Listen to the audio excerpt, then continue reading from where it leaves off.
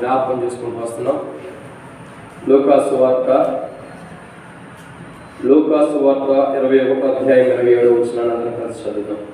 లూకాసు వార్త 21 అధ్యాయం 27 వచనం.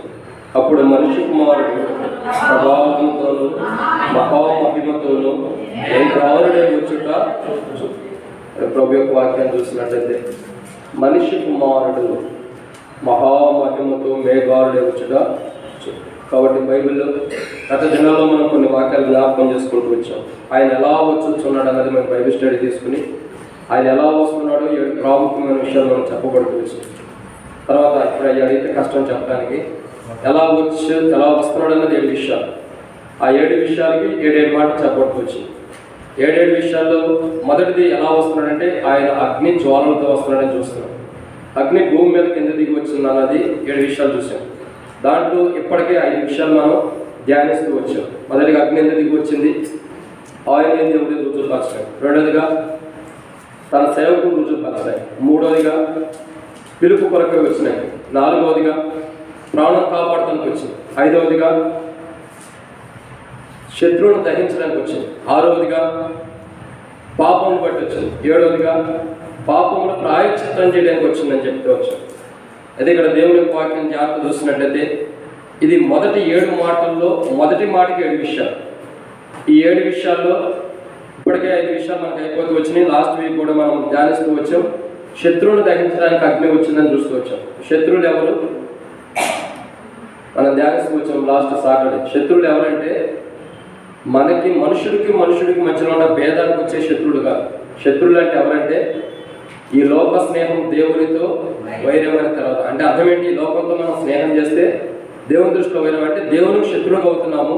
ఈ లోకం ఎలాంటిది అన్నది గత వారం మనం 7 విషయాలు చూస్తూ వచ్చాం.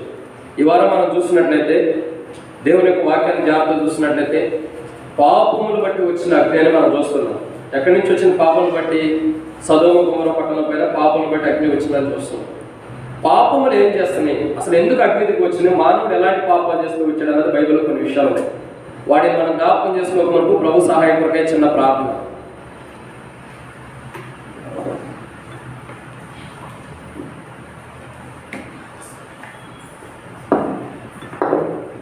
పరిశుద్ధమైన తండ్రి, ప్రేమగల దేవ, యేసుక్రీస్తు నామమున స్తోత్రాలు. మీరు ఇచ్చిన సమయం బట్టి మీకు వందనాలు చెల్లిస్తున్నాం. మీ ప్రేమను బట్టి వందనాలు. మీ లేఖన భాగం బట్టి మీకు స్తోత్రాలు చెల్లిస్తున్నాం. ఈ సమయంలో తండ్రి వాక్య భాగం జ్ఞాపకం చేసుకోండి. నిలబడేవాడిని నేను నిలబెట్టేది మీరు, మాట్లాడేవాడిని నేను మాట్లాడించేది మీరు ప్రభా. నాలో ఆత్మ ఉన్నప్పటికీ ఆత్మని అభిషేకించేది మీరు. ప్రజలు మీ వాక్యం ఇది నేను నిష్ప్రయోజకమైన వాడిని అనుకుంటున్నాను.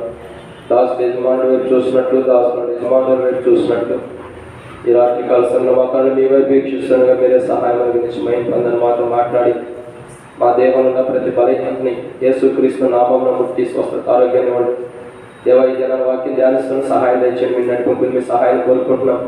మీ వాక్యం మా పట్ల ఏదైతే ఉందో, మీ ఆలోచనలు ఏవైతే మా పట్ల ఉండేవో, ఏవైతే మీ తీర్మానాలు మా పట్ల బయలుపరుస్తున్నారో వాటిని మాత్రమే మేము జరిగించేవారుగా మా జీవితాల్లో పాపాన్ని బట్టి మేము నష్టపోకుండా మీరే కనికరించుకొని చూపించి మాతో మాట్లాడమని, ఆలస్యమైన తప్పిదములు క్షమించి త్వరగా ముగించడానికి కూడా సహాయం చేయమని యేసుక్రీస్తు నామంలో దినమంతరకు మీ నడిపింపు మీ అభిషేకాన్ని కోరుకుంటూ కేవలం వర్తమానం బట్టి శత్రు సిగ్గు నీకు మహిమ తెచ్చుకోమని నాతో మాత్రం మీరు మాట్లాడమని దగ్గర హస్తములకు అప్పగించుకుంటూ మీరు ఏది ఉద్దేశించారు అదే మా పట్ల జరిగించి మహిమ పొందమని మాతో మాట్లాడమని మీ నడిపింపు మీ సహాయం నేను నిలబెట్టే విధానాన్ని కోరుకుంటూ యేసుక్రీస్తు నామమున ప్రార్థిస్తున్నాము తండ్రి. ఆమేన్.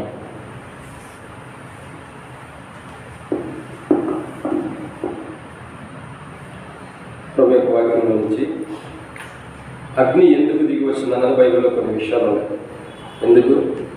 అగ్ని ఎందుకు దిగి వచ్చిందంటే 7 విషయాలు చూస్తున్నాం. ఎన్ని విషయాలు?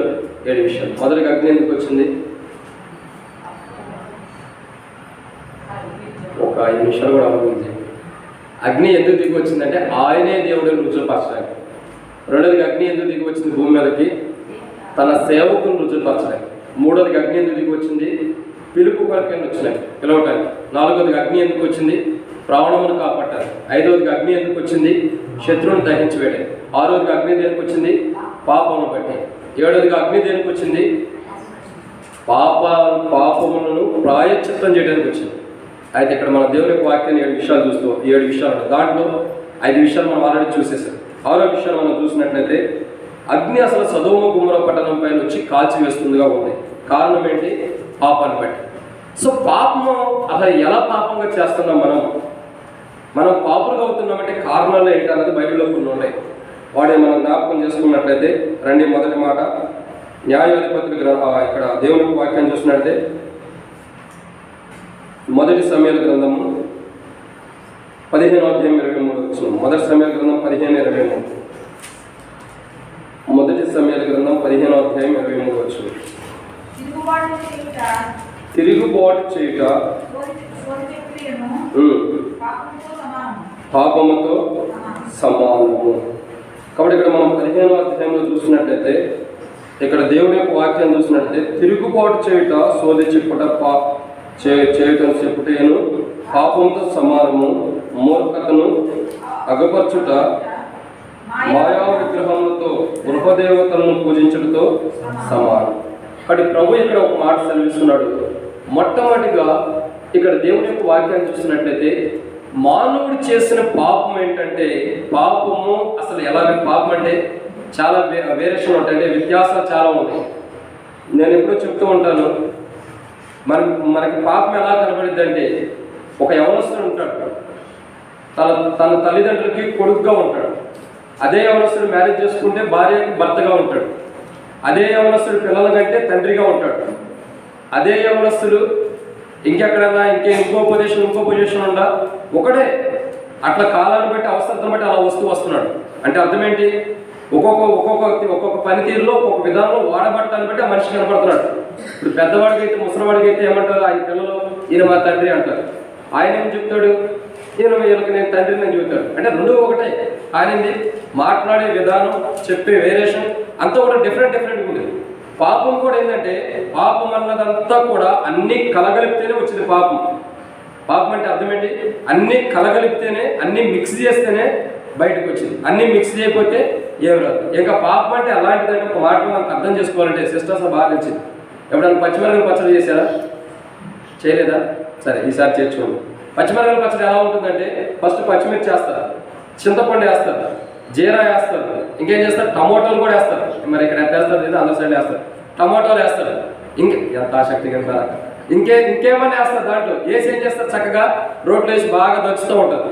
దంచిన పచ్చడి అది మొత్తం దంచితే కానీ ఒక రూపాంతరంలోకి వచ్చింది మనం తినటానికి. పాపం కూడా ఎలాంటిదంటే, అనేక కోణాలు మిక్స్ అయితేనే వచ్చేది పాపం. పాపం అంటే అర్థం ఏంటంటే మొత్తం మిక్స్ అయిపోవాలి దాంట్లో. మనం ఏమనుకుంటామంటే, ఒక వ్యభిచారం చేస్తేనే పాపం అంటాం, ఒక మోహం చూస్తేనే పాపం అంటాం, లేదా ఇంకేదైనా అబద్ధం ఆడితేనే పాపం అంటాం. అసలు పాపం అంటే ఏంటన్నది బైబిల్ సెలవిస్తుంది. మొదటిగా పాపం అంటే ఏంటంటే, దేవుని యొక్క వాక్యాన్ని జాగ్రత్తగా చూసినట్లయితే తిరుగుబాటు చేయటయే, సోది చెప్పుటయే పాపము. కాబట్టి ఇక్కడ దేవుని యొక్క వాక్యం చెప్తుందంటే తిరుగుబాటు ప్రాముఖ్యమైనది. ఇది మనుషుడి మీద మనుషుడు తిరగబడే విధానం కాదు. సహజంగా ఏంటంటే, ఇంట్లో ఉన్న అన్నదమ్ములు ఏదైనా తిట్టుకున్నా కొట్టుకున్నా ఇది తిరుగుబాటు అంటారు. వాళ్ళు ఏంటంటే వేరియేషన్ వచ్చింది కాబట్టి వాళ్ళు కలిసిపోతారు. దానికి కాదు ఇది ఏంటంటే దేవునికి విరోధం ఉంటున్నారు. దేవుని మీద తిరగబడే విధానం ఇది. మొట్టమొదటిగా దేవుని యొక్క వాక్యాన్ని మనం జాగ్రత్తగా చూసినట్లయితే, పాపం అంటే అర్థం ఏంటంటే దేవుని మీద తిరగబడటమే పాపం బైబిల్ సెలవిస్తుంది. ఎప్పుడైతే మనం దేవుని మీద తిరగబడి దేవుని మీద రంగులు వేస్తూ దేవునికి విరోధంగా మనం ఎప్పుడైతే జీవిస్తూ ఉంటామో, బైబిల్ ఏమంటుందంటే, అక్కడ ఏలి ఒక మాట అంటాడు, మనుషుడు పాపం చేస్తే యెహోవా ఏమన్నా సమాధానపరచొచ్చేమో కానీ దేవునికి విరోధంగా చేస్తే. అంటే అర్థం ఏంటంటే, ఇక్కడ బైబిల్ ఏంటంటే పాపం అంటే అర్థం ఏంటంటే, బైబిల్ ప్రకారం మొట్టమొదటి మాట తిరుగుబాటు స్వభావం. ఇక్కడ ప్రభు అంటాడు, ఇక్కడ దేవుని వాక్యం చూసినట్లయితే తిరుగుబాటు చేయుటయు సోది చెప్పుటయు పాపముతో సమానము. పాపం అంటే అర్థం ఏంటంటే వ్యభిచారమో లేకపోతే ఇంకా ఇంకోటి మోసం చూడటం ఈ కాదు. పాపం అంటే అర్థం ఏంటంటే తిరుగుబాటు స్వభావం. సో మనమందరం కూడా అనేక భయాలు, నీవైనా నేనైనా మనమందరం కూడా ఎవరి మీద తిరగబడుతున్నామంటే మొట్టమొదటిగా దేవుని మీద తిరగబడేవారు అంటారు. పాపం అంటే అర్థం ఏంటంటే తిరుగుబాటు స్వభావమే. దేవుడు ఏదైతే మనకు వాక్యానుసారంగా చదివిస్తున్నాడో, లేదా మనకు డైలీ పోర్షన్ ద్వారా కానీ ఏదైనా కుటుంబ ప్రార్థన కానీ ఏదైతే దేవుడు మాట్లాడి మనం లేదా జీవించమంటున్నాడో అది జీవించలేకపోవడమే దేవుని మీద తిరుగుబాటు.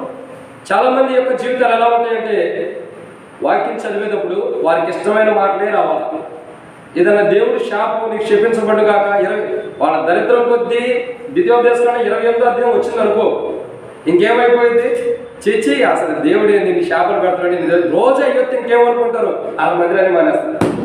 రోజు దేవుడు శాపాల గురించి నేను మనకు చిట్టి రాసిచ్చాడు అనుకో, మందిరానికి కూడా రాదు. ఇప్పుడు మందిరానికి ఎందుకు వస్తున్నామంటే నిన్ను ఆశీర్వదించడం కాక. ఎందుకు మనం 31st నైట్ ఫస్ట్ తీస్తాం కదా వాగ్దానం, దాంట్లో ఒక్క మాట వస్తే చాలు ఎంత బాధపడిపోతాం. నిన్ను ఆశీర్వదించడం కాక, నిన్ను దీవించడం కాక, నీ ఇంటికి ఏ తెగులు రాకుండా ఉండడం కాకంటే ఎంత మంచి దేవుడు నాకు కావాల్సింది ఇచ్చాడు అక్కడ. అదే నువ్వు శపించబడడం కాక, నువ్వు నాశనం అవ్వడం కాకంటే చిచ్చి ఇదేం తిట్టడానికి వచ్చిందని చెప్పి అది పక్కన పడేసి కూడా తీసుకుంటావు. మంచిది వచ్చేదా కూడా తీసుకుంటానే ఉంటావు. ఆశీర్వాదం అని ఎప్పుడు వచ్చిందో అది వచ్చేదా తీసుకుంటానే ఉంటావు. అంటే అర్థం ఏంటంటే మనము తిరుగుబాటు స్వభావం కలిగిన వారం కాబట్టి దేవుడు శపించిన ఇష్టపడిన స్వభావం. ఇక్కడ యోబు యొక్క జీవితాన్ని చూసినట్టు తిరుగుబాటున స్వభావం. తిరుగుబాటు చేసేది వేరు, తిరగబడింది వేరు. యోబుకి ఎన్ని పరిస్థితులు వచ్చినా దేవుని మీద రంకిలు పెట్టినా దేవుని మీద తిరగబడుతున్నా. మనమైతే మన దేహంలో ఒక బలహీనతలో, ఒక అనారోగ్యం వచ్చినా, ఒక బాధ వచ్చినా దేవుని మీద ఎన్ని గొణుగుతూ సరుగుతూ ఉంటాము చెప్పలేనని. ఇది బైబిల్ ఏమిటంటే తిరుగుబాటు స్వభావం. మనుషుడు ఎప్పుడైతే దేవుని మీద తిరగబడతాడో ఆ తిరగబడిన మనుషుడు దేవుని మీద తిరగబడటం ద్వారా మనుషుడు ఏమైపోతున్నాడంటే పాపం చేసిన వాడు ఉంటున్నాడు. మొదటిగా తిరగబడిన మానవుడు ఎలా ఉన్నాడంటే బైబిల్ ప్రకారం పాపం చేసిన వాడు ఉన్నాడు. బహుశా ఈ రాత్రికాల సమయంలో ఒకవేళ రేపు బలలో పాల్గొనక మనకు మన జీవితాన్ని మనం పరీక్షించుకొని మనం దేవుని మీద తిరుగుబాటు చేసే వరకు ఉన్నామా, దేవుని మీద తిరగబడుతున్నామా? బహుశా ఒకవేళ మనం ఏదైనా మాట వినుకోకుండా, దేవుని వాక్యం వినుకోకుండా, దేవుని యొక్క ఏదైతే వాగ్దానం ఇచ్చాడో దాన్ని నమ్మకోకుండా, ప్రభు ఇదెందుకు ఇచ్చావు, ఇదెందుకు చేసావు, ఎలా ఎందుకు చేసావు, అయితే కష్టం ప్రభావ, ఇది కాదు ప్రభు, నేను మందిరానికి రాను, అదిరాని ఇదిరాని దేవుని మీద మనం తిరుగుబాటు చేస్తే బైబిల్ ఏమంటుంది? పాపంతో నువ్వు వ్యభిచారం చేయవసరంలా, పెద్ద పెద్ద పాపాలు ఏం చేయవసరంలా. పాపం అంటే అర్థం ఏంటంటే దేవుని మీద తిరగబడటమే. ఈ రాత్రి కాలంలో మనం సరి చేసుకోవాల్సింది ఏంటంటే మీ మీద నేను తిరగబడ్డా, నా మీద మీరు తిరగబడ్డాలి అని ఒకళ్ళొకరు మీరు తిరగబడ్డా అది కాదు పాపం అంటే. దేవుని మీద తిరగబడతాం పాపం అంట. మళ్ళీ మనం అందరూ సమాధాన పడిపోతాం, ఒక నిమిషం కూడా ఉన్నాం, ఎందుకు దేవుని పెట్టగా. కానీ దేవుని మీద తిరగబడితే చాలా కష్టపరమైన పరిస్థితి. అందుకే అన్నాడు కదా, సమయంలో రాస్తున్నాడు, దేవుని మీద తిరుగుబాటు చేసేవారు, సోది చెప్పేవాడు అందరూ కూడా ఎలాంటి వారంటే బైబిల్ ప్రకారం పాపం చేసేవారు. ఇంకో కొత్త కోణంలో చెబితే బాధేసింది. ఈరోజు అందరూ ఇలా కూర్చుంటారు, డబ్బులు వాగించుకుంటే ఎవరైనా వచ్చారా? ఆంధ్రాలో అయితే ఒక ఎద్దును తీసుకుని వస్తారు. ఒక ఎద్దును తీసుకుని వచ్చి దాన్ని కట్టేసి వచ్చి కాలు దించమ్మా, కాలు ఎత్తామా కానీ అది మోకాళ్ళు వచ్చేది, మరి పైకి చెప్తూ ఉంటుంది. ఇక్కడ రాలేదు. అయితే ఇక్కడ ఏం చేశారంటే పొద్దున్నే వచ్చి 4-5 వచ్చారు. రావడం డబ్బులు వాయిచ్చేస్తున్నారు. నేను ఇంట్లో ఉండాలనుకున్నాను, ఎవడో చచ్చిపోయినట్టున్నాడు, ఎంత గట్టిగా వాగిస్తున్నారని చెప్పి నేను లోపలికి కూర్చున్నాను. మా పాప వచ్చి ఏడుస్తుంది. ఏందమ్మా ఏడుస్తున్నావు అంటే, డాడీ వాళ్ళు చూడు డాడీ అట్లా చేస్తున్నారు, వాళ్ళు వచ్చారు ఏదో చేసేస్తున్నట్టుండారని చెప్పి ఏడుస్తుంది. సరే బయటికి వెళ్ళి మొదటన్నారు, మీరు మొట్టమొదటి పడకం ఆపేయండి, అనవసరంగా మాట్లాడడం ఆపండి, మీరు ఏం పిచ్చిగా ఉందా మీకు అని చెప్పి కోపడగలిగి, అరే ఆగండ్రా అన్నైతే డబ్బులు ఇస్తారు ఆగండ్రా. సరే ఇస్తారే కానీ ఏంటంటే మాకు ఏదైనా డబ్బులు ఇవ్వండి, 100 రూపాయలు వాళ్ళు తక్కువ అయితే మేము తీసుకోమన్నారు. నాది అయిపోయిన తర్వాత పక్కింటికి వెళ్తే మంచి బిల్డింగ్ వాళ్ళే కొత్త కట్టుకున్నారు, 4 రూపాయలు 20 రూపాయలు ఇస్తే బాగా తీసుకెళ్ళారు. 100 రూపాయలు ఇవ్వాలన్నారు. మీకు 100 రూపాయల కంటే విలువైంది ఇస్తానని చెప్పి బక్సింగా సాక్ష్యాలు 2 ఇచ్చారు. అది ఇచ్చే అంటున్నారు కదా, ఇది ఎందుకయ్యా, ఒకసారి వచ్చావు నీ దగ్గరకి ఇది ఇచ్చావు మళ్ళీ ఇది ఇస్తావా? అది 100 రూపాయల కంటే కూడా కోట్ల కంటే విలువైనది. నీ ఆత్మ కాపాడాలా, ఈ రోజుతో పని అయిపోతే సరిపోయిందా? కాదు మా ఆత్మ కాపాడాలంటే మా రూపాయలు తీసుకెళ్ళిపో, లేదు ఈ రోజుతో పని అయిపోవాలంటే రేపు చచ్చిపోతాం, నరకానికి వెళ్తాం, నాకు సంబంధం లేదు. ఇంకేమన్నా మేము సావటం దేనికి, మేము నరకానికి వెళ్తాం దేనికి, ఆ బుక్కే మాకు మేము వెళ్ళి చదువుకుంటామని సోదరిగానే కొంతమంది ఉంటారు. వాళ్ళ దగ్గరికి వెళ్ళడం కూడా పాపమే, వాడు చేసిన పనిలో మనం కూడా పాల్గొనడం కూడా తప్పే, ఇది కూడా ఒక రకంగా పాపమే. మనం వచ్చి మన ఇంటికి వచ్చేది డబ్బులు పొగితే వాళ్ళకి రూపాయి ఇస్తామంటే వాడి పాపంలో నువ్వు కూడా పాల్గొన్నట్టే. వచ్చిన వాడికి ఒక సువార్త పత్రిక, నేను పైడిమర్లో రేపల్లో ఉన్నంతకాలం మా గల్లీలో ఒకసారి వచ్చినప్పుడు 2 సార్లు కూర్చోబెడతా, చక్కగా మంచినీళ్ళు ఇస్తా, ఈయన ఏమెత్తాడని ఎదురు చూస్తారు.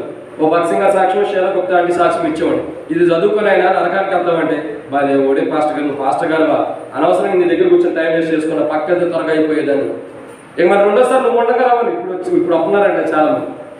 కాబట్టి ఏంటంటే మనం ఒక వ్యక్తికి సోది చెప్పేవాడితో కానీ వాళ్ళు అలాంటి గుణలక్షణాలు కలిగిన వాడితో సహవాసం చేయడం కూడా బైబిల్ ప్రకారం వాళ్ళకి ఏదైనా సహాయం చేసి ఇదిగో పోనీ అరుపులు కేకలేకుండా ఉంటే సహాయం చేసినా అది నీకు కష్టం చేద్దాం. దేవుడు నీకు ఇచ్చింది నీ ఇష్టాచరణం ఇవ్వడానికి కాదు. దేవుడు ప్రేమించి నువ్వు ఒట్టిగా ఉండడం ఇష్టం లేకుండా, నువ్వు ఉపవాసం ఉండడం ఇష్టం లేకుండా, నీ కన్నీటిని దేవుడు చూసి, నీ కుటుంబ పోషణ దేవుడు చూసి నిన్ను ప్రేమించి నీకు ఇచ్చింది. నీకు అలాంటిది తీసుకెళ్ళి భిక్షగాలకి మన విధవరాలకు 1 రూపాయి ఇవ్వదు. అడుక్కునేవారు 1 రూపాయి. ఎవడన్నా అడుక్కున్నాడు అయ్యా అయ్యా అంటే వాడు బట్టలు లేకపోతే పొర పక్క అంటారు. అదే ఇలాంటి వాళ్ళు వస్తే ఖచ్చితంగా ఇస్తాం, 100 రూపాయలు కాదు 1000 రూపాయలు అని ఇస్తాం. ఎందుకు? వీళ్ళు ఇల్లు వదిలిపెట్టుకోవాలి, వాడు పొమ్మంటే బయటకు పోవాలి. కానీ బైబిల్ ఏమంటుందంటే సోది చెప్పేవాళ్ళతో మనం వాళ్ళతో సావాసం కలిగి ఉంటాం. బైబిల్ ప్రకారం పాపమే.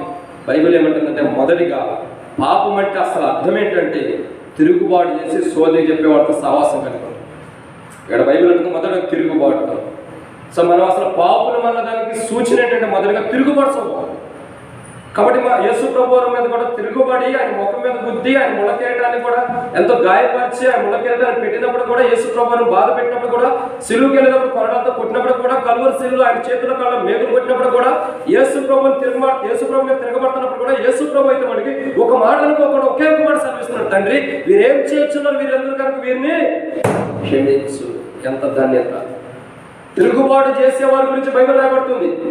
నేటికి కూడా తిరుగుబాటు చేసేవారు అందరి కొరకు దినమేళ చేతులు చేసి జోడిస్తున్నాడు యేసు ప్రభు. తిరిగి రండి, తిరిగి రండి, తిరిగి రండి నా మహాసైన్యమా, నా మహా పరిశుద్ధులారా, మీరందరూ తిరుగుబాటు చేసి పాపలు పడిపోయారు, మీరందరూ తిరిగి రండి అని చెప్పి యేసు ప్రభు ఏం చేస్తున్నాడు? చేతులు జోడించి అడుగుతున్నాడు. పాపం అంటే అర్థం ఏంటంటే తిరుగుబాటుట. పాపం అంటే అర్థం ఏంటి? తిరగబడటం. వ్యభిచారం కాదు. వ్యభిచారులకైనా క్షమాపణ ఉంది, కానీ వేషధారులకు క్షమాపణ లేదు. ఒకవేళ వ్యభిచారం చేసిన వాడు చయా నేను తప్పే చేసిన ప్రభు నన్ను క్షమించంటే మంచి మనస్సాక్షి గారికి క్షమించడానికి సిద్ధంగా ఉన్నాడు యేసు ప్రభు. వ్యభిచారులైనా క్షమిస్తాడేమో కానీ వేషధారుల్ని అందుకంటాడు అయ్యో వేషధారులారా అని ప్రశ్నిస్తున్నాడు. ఎన్నోసార్లు ప్రభు అన్నాడు అయ్యో వేషధారులారా, అయ్యో వేషధారులారా. ఊరకనట్ల ప్రభు మీరు మాయా వేషం ధరించుకుని యేసు ప్రభు అనే ఆయన మీద దేవుని మీద తిరగబడుతున్నారు కాబట్టి మీరు పాపం చేసిన వాడు అంటున్నారు. మొట్టమొదటిగా పాపం అంటే అర్థం ఏంటంటే తిరగబడటం. దేవుడు చెప్పిన మాట లోపడకుండా దేవుని మీద తిరగబడటమే మొట్టమొదటిగా పాపం. రెండవదిగా పాపం అంటే ఏంటి? రండి దేవుని వాక్యంలో నుంచి రెండవ మాట పాపం అంటే ఏంటి? మొదటి సమయం గ్రంథం 15:23 వచ్చింది. మొదటి సమయం గ్రంథం 15:23 వచ్చింది. చదవండి, చదవండి.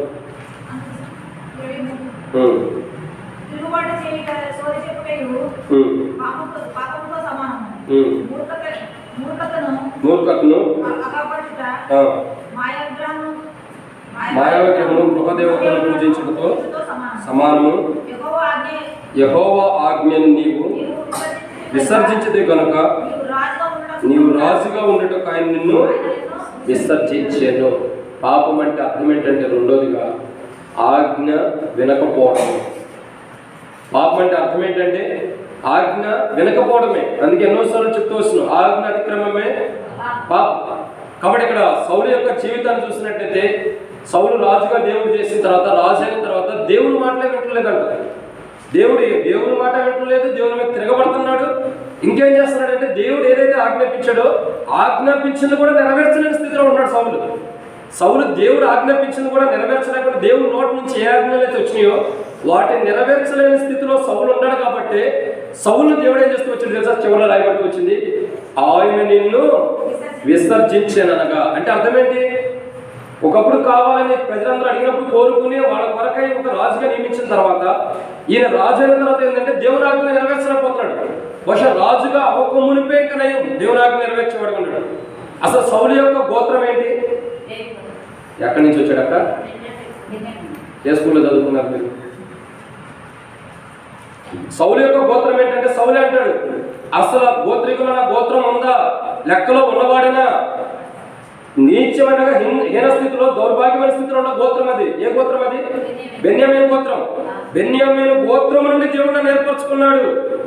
బెన్యామీను గోత్రం నుంచి ఏర్పరచుకోవడం నేను ఏ పాటి వాడిని ఎంతటి వాడిని చెప్పి సౌలు అప్పుడు దేవుడు ఆరాధించిన వాడే. ఏ స్థితిలో నుంచి వచ్చాడో దేవుడు ఎలా ఏర్పరచుకున్నాడో ఆరాధించిన వాడే.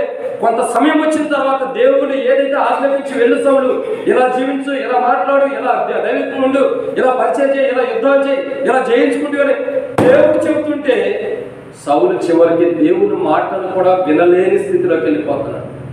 కాబట్టి దేవుడు ఏం చేశాడంటే సౌలు విసర్జించిన వాడు ఉన్నాడు. అయితే నన్ను విసర్జిస్తే నేను కూడా నేను విసర్జిస్తున్నాను. ఎందుకంటే నువ్వు నా మాట వింటున్నా, నా ఆజ్ఞకు నువ్వు లోబడుతున్నా. నేను చెప్తున్న ఆజ్ఞలకి తిరుగుబాటు చేస్తున్నావు, నేను చెప్పిన ఆజ్ఞలకి గైకొట్టలేదు కాబట్టి, నీలో గైకొనేటువంటి అనుభవం లేదు కాబట్టి, దేవుని మాట ఏదైతే ఉందో దానికి లోబడతలేదు కాబట్టి నిన్ను నేను విసర్జించడానికి ఇష్టపడుతున్నాను. ఎందుకు? యెహోవా ఆజ్ఞని విసర్జించింది కనుక ఆయన విసర్జించిన, ఆయన ఆజ్ఞను విసర్జించిన ఒకటి. ఆయన ఆజ్ఞ. ఇప్పుడు నేను ఏదో ఒక ఊరిలో ఉంటా, అనుకోకుండా రాలేకపోతా. ఎవరైనా వాక్యం చెప్పమని నాకు బదులుగా పంపిస్తా. మీరు ఆయన స్వీకరించుకుంటే, అంటే సపోజ్ ఆయన తీసుకుని సరే చెప్పండి అంటేనేమో నన్ను కూడా స్వీకరించినట్టే. వదిలేనా మీరు ఆగిపోయి బయటకు పంపించేస్తే అటువంటిది నన్ను స్వీకరించినట్టే. అంటే అర్థమేంటి? నా పేరుతో వస్తున్నాడు కాబట్టి సేవకుడు పంపించాడు అని చెప్పి వస్తున్నాడు అని చెప్తాడు వచ్చి. అంటే అర్థమేంటి? నా పేరుతో వస్తున్నాడు. వచ్చాయని నువ్వు వదిలేనా ఆగిపోయింటే అర్థమేంటి? నువ్వు వదిలే ఆగిపో మేము చూసుకుంటామంటే అర్థమేంటి?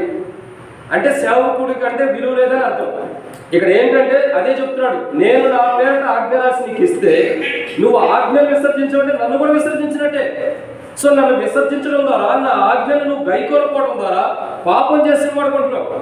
పాపం అంటే అర్థం ఏంటంటే మొదటిగా తిరుగుబడటం, సోది చెప్పేవాళ్ళు సహవాసం కలుగుంటాం. రెండోదిగా పాపం అంటే అర్థం ఏంటంటే ఆయన ఆజ్ఞను వినకోకుండా విసర్జించడాన్ని బట్టి పాపం అంటారు. నేను మొదటి నుంచి చెబుతున్నా, పాపం అంటే వ్యభిచారం కాదు. చాలా మంది మనం ఎలా చూస్తామంటే బయట వ్యభిచారం చేసి పాపం చేసే వాళ్ళని, వేష్యం ఎంత ఘోరంగా చూస్తామంటే చిచ్చి ఇంత వ్యభిచారం అంటాము.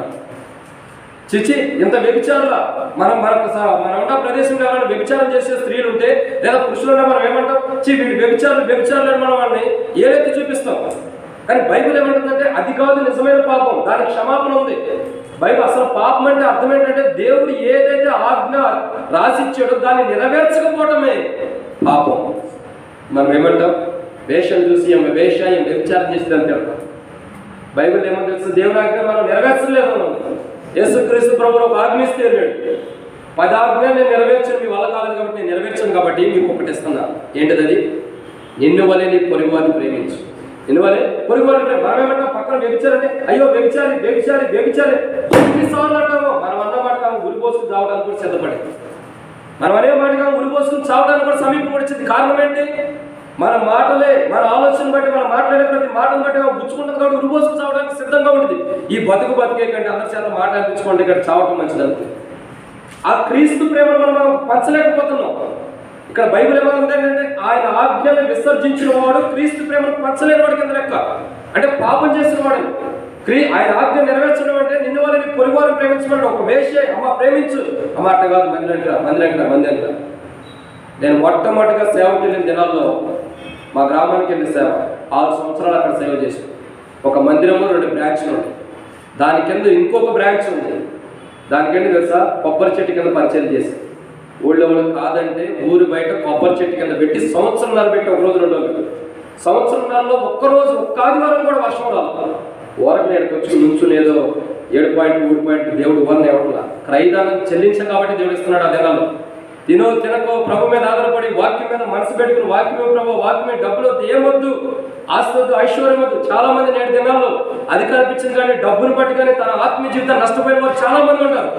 సమయం వచ్చింది మాకు కూడా డబ్బు సంపాదించుకుంటావా, జ్ఞానం కావాలని దేవుడు అడిగితే, ప్రభా ఈ జ్ఞానమే లేకపోతే అది కూడా ఎక్కడి నుంచి వచ్చింది? నాకు కావాల్సిన మొదట వాక్యం, నాకు వాక్యం.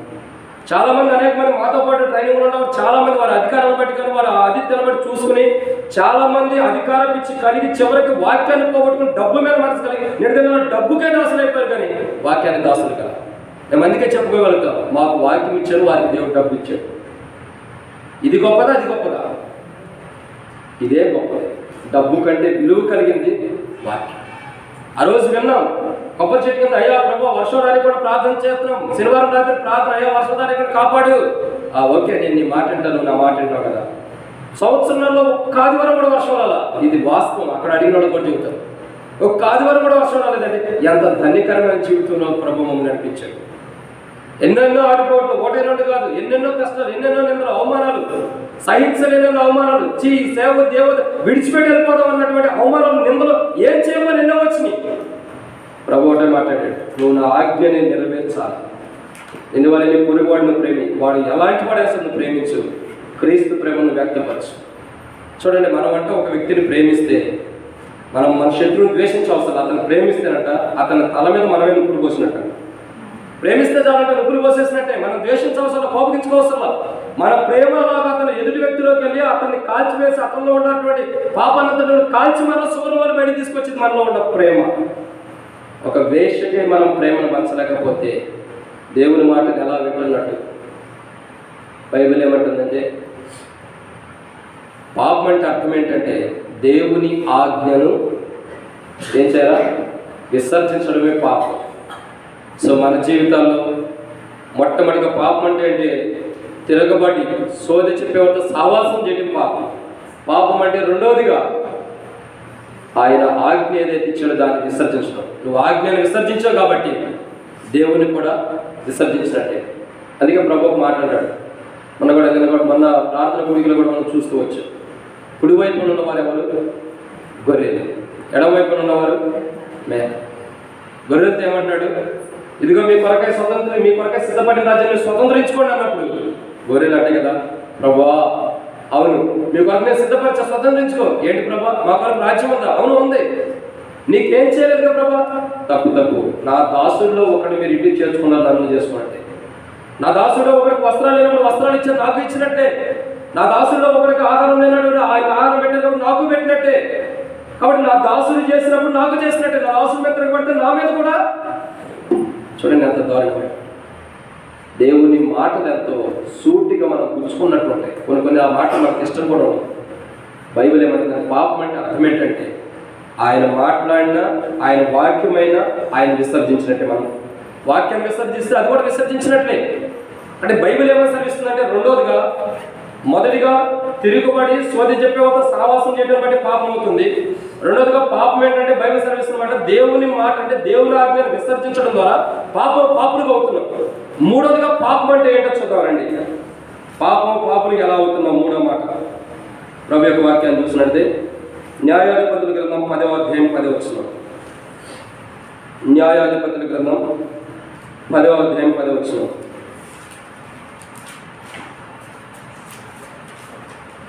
న్యాయాధిపతుల గ్రంథం 10వ అధ్యాయం 10వ వచనం. మరియు ఉత్సవ దినమందు నియమక కాలమునంద నెలల సంఖ్యాకాండం 10వ అధ్యాయం 10వ వచనం. అక్కడ క్షమించండి, అక్కడికి చదవండి, నాదే తప్పు, క్షమించండి. అప్పుడు ఇశ్రాయేలీయులు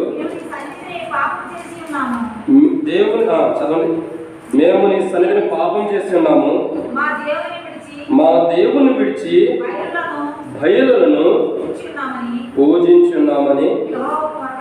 చాలా. కాబట్టి ఇక్కడ మనం చూస్తున్నటువంటి మూడో మాట పాపం అంటే అర్థం ఏంటంటే దేవుని సన్నిధిని విడిచిపెట్టడమే పాపం అంట. పాపం అంటే అర్థం ఏంటి?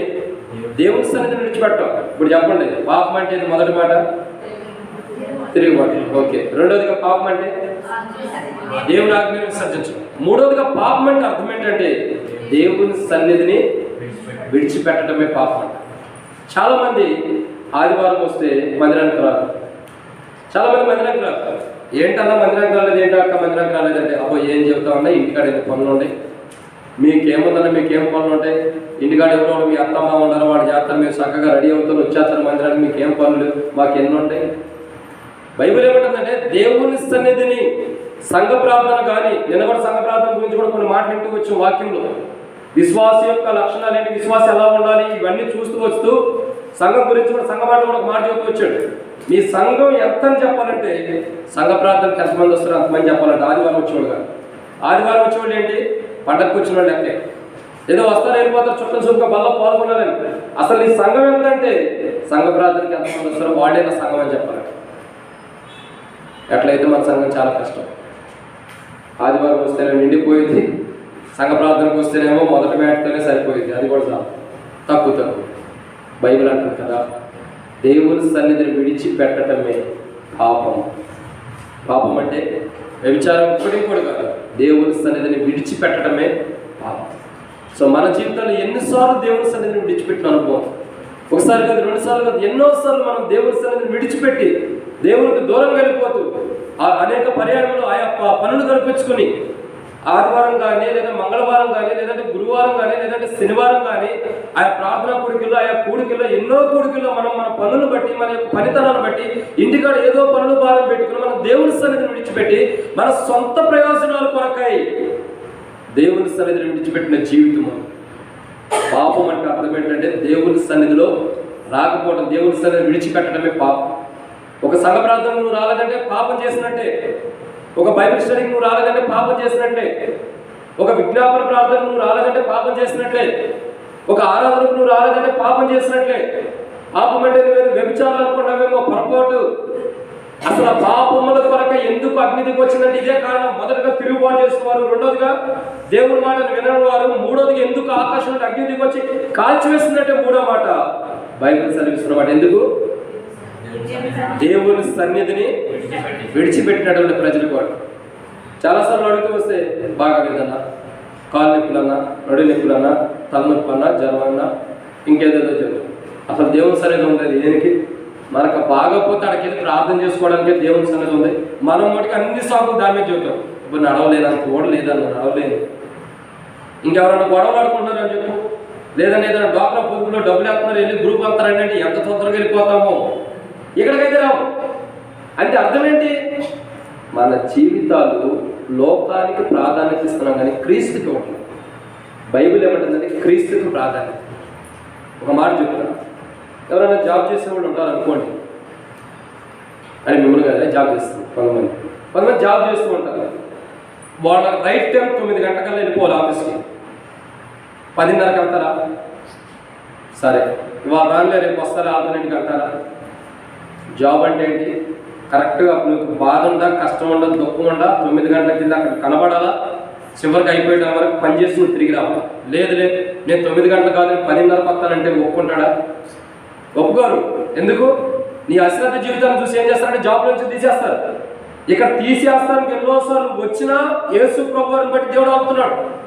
మనల్ని తొలగించడానికి ఇష్టపడుతున్నాడు. ప్రకటనలో రాయబడుతూ వచ్చింది, జీవగ్రంథంలో రాయబడిన పేరు కూడా తుడిచిపెట్టడానికి ఛాన్స్ ఉంది. నా పేరు బాగా రక్షణ పొందాను, మార్మోస్ పొంది బాప్తిసం తీసుకున్నా, నా పేరు జీవగ్రంథంలో ఉందని నువ్వు ఆశిస్తున్నావేమో. బైబిల్ ఏమంటుందంటే జీవగ్రంథంలో రాయబడిన పేరు కూడా తుడిచిపెట్టడానికి సమయం ఉంది. ఎట్లా రాసాడంటే తుడిచిపెట్టడానికి ఆయన ఛాన్స్ ఉంది. కానీ ఎందుకు తుడిచిపెట్టుకోకుండా, ఎందుకు మనల్ని తీసివేయకోకుండా ప్రభు వేచి ఉంటున్నాడంటే ఇప్పటికైనా జీవితం మార్చుకుంటామేమో యేసు ప్రభువుని బట్టి. ఎందుకు మనం లోకానుసారమైన వాటికి ప్రాధాన్యత ఇస్తాం. ఒకవేళ జాబ్ టైం అయిపోతే ఇంటికాడ టిఫిన్ కూడా చేయం, గబగబా మొత్తం సర్ది చేసేసుకుని త్వరగా బయలుదేరి వెళ్ళిపోతాం. వెళ్ళే టైంలో ఆ బైక్కో దేనికో దానికి ఒక యాక్సిడెంట్ కూడా అయ్యింది. ఎందుకు? ఆ టెన్షన్లో టైం అయిపోయింది తర్వాత ఎవరు గుద్దుతామో తెలియదు, యాక్సిడెంట్ అయ్యింది. ఆ తర్వాత ఫోన్ చేసి చెప్తాను, సార్ నాకు కాలు నొప్పి ఎట్లా తెలియదు సార్ దెబ్బ, నేను లేట్గా వస్తాను. అప్పుడు ఆయన అంటాడు, కొద్దిగా త్వరగానే బయలుదేరొచ్చుకమ్మా, ఎందుకు మరి అంత టైం పెట్టుకుని ఎమర్జెన్సీకి ఎందుకు బయలుదేరే? చాలా టైం ఎందుకు పొద్దున్న లేసిన కంటే త్వరగా బయలుదేరొచ్చుగా, 9 గంటల కంటే 8 గంటల బయలుదేరవచ్చుగా. లేదు సార్ నాకు ఎందుకు పనులు ఉంటాయి. ఒక జాబ్కి వెళ్తానికి మనం ఎంతో ప్రయాసపడి క్రైదర్చి నుంచి త్వరగా బయలుదేరుతున్నప్పుడు ఇంకా టైం 9 గంటల కంటే పావుదొక్కు 9 గంటల కాడికి వెళ్ళి కూర్చుంటాం. అవసరమైతే 8:50కే కూర్చుంటాం, 10 నిమిషాలు ఒకటే. మరి దేవుని సన్నిధికి రావడానికి ఎందుకు మొదట రాలేకపోతున్నాం? కారణం ఏంటి తెలుసా? దేవుని సన్నిధి అంటే భయం లేకపోవడం మేడం. నిజంగా దేవుడు దిగి వచ్చి ఒక కత్తి కొట్టుకుని మనకి ఆ గేటు కాడ నుంచుంటే ఆలస్యంగా వచ్చిన వాళ్ళల్లా చంపేస్తానంటే ఏం చేస్తాం? ఈ వారం చెప్పడానికి వచ్చే వారం నేను మొన్న అనౌన్స్మెంట్ చేశాను, దయచేసి సిస్టర్స్ అందరూ మంచి మంచి వస్త్రాలు గోల్డ్ కలర్ వైట్ కలర్ కట్టుకుంటారంటే అందరూ సంఘంలో బాగుంటుందంటే ఒక్కరేంత మాట. నేనే మారాలని ఇష్టపడ్డానికి నేను కూడా చెప్పడం వేస్ట్ అని చెప్పి నేనే వదిలిపడేసి చెప్తే వినేవాళ్ళకి చెప్పుకోవచ్చు, విన్నవాళ్ళకి చెప్పడం వేస్ట్, అందుకే వదిలిపడేసాను. ఇక్కడ ఒక విషయం ఏంటంటే ఆడ నుంచున్నాడు అనుకో, ఈ వారం చెబుతున్నాడు వచ్చే వారం కరెక్ట్గా ఆదివారం 10:30 ఆరాధన అంటే 10-15 కల్లా ఇక్కడ ఉండకపోతే నేను చంపుతానంటే 10-15 కాదు 9-15కే ఉంటాం.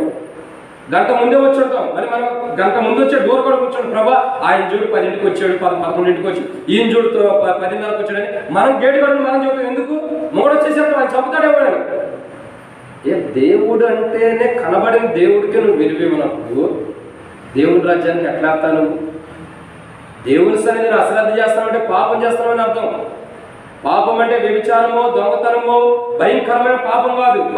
పాపం చేస్తున్నాడు మానవుడు ఎట్లా పాపి అవుతున్నాడంటే దేవుని సన్నిధిని ఆలస్యం చేయడం, దేవుని సన్నిధిని విసర్జించడమే పాపం చేస్తున్నట్టు మానవుడు.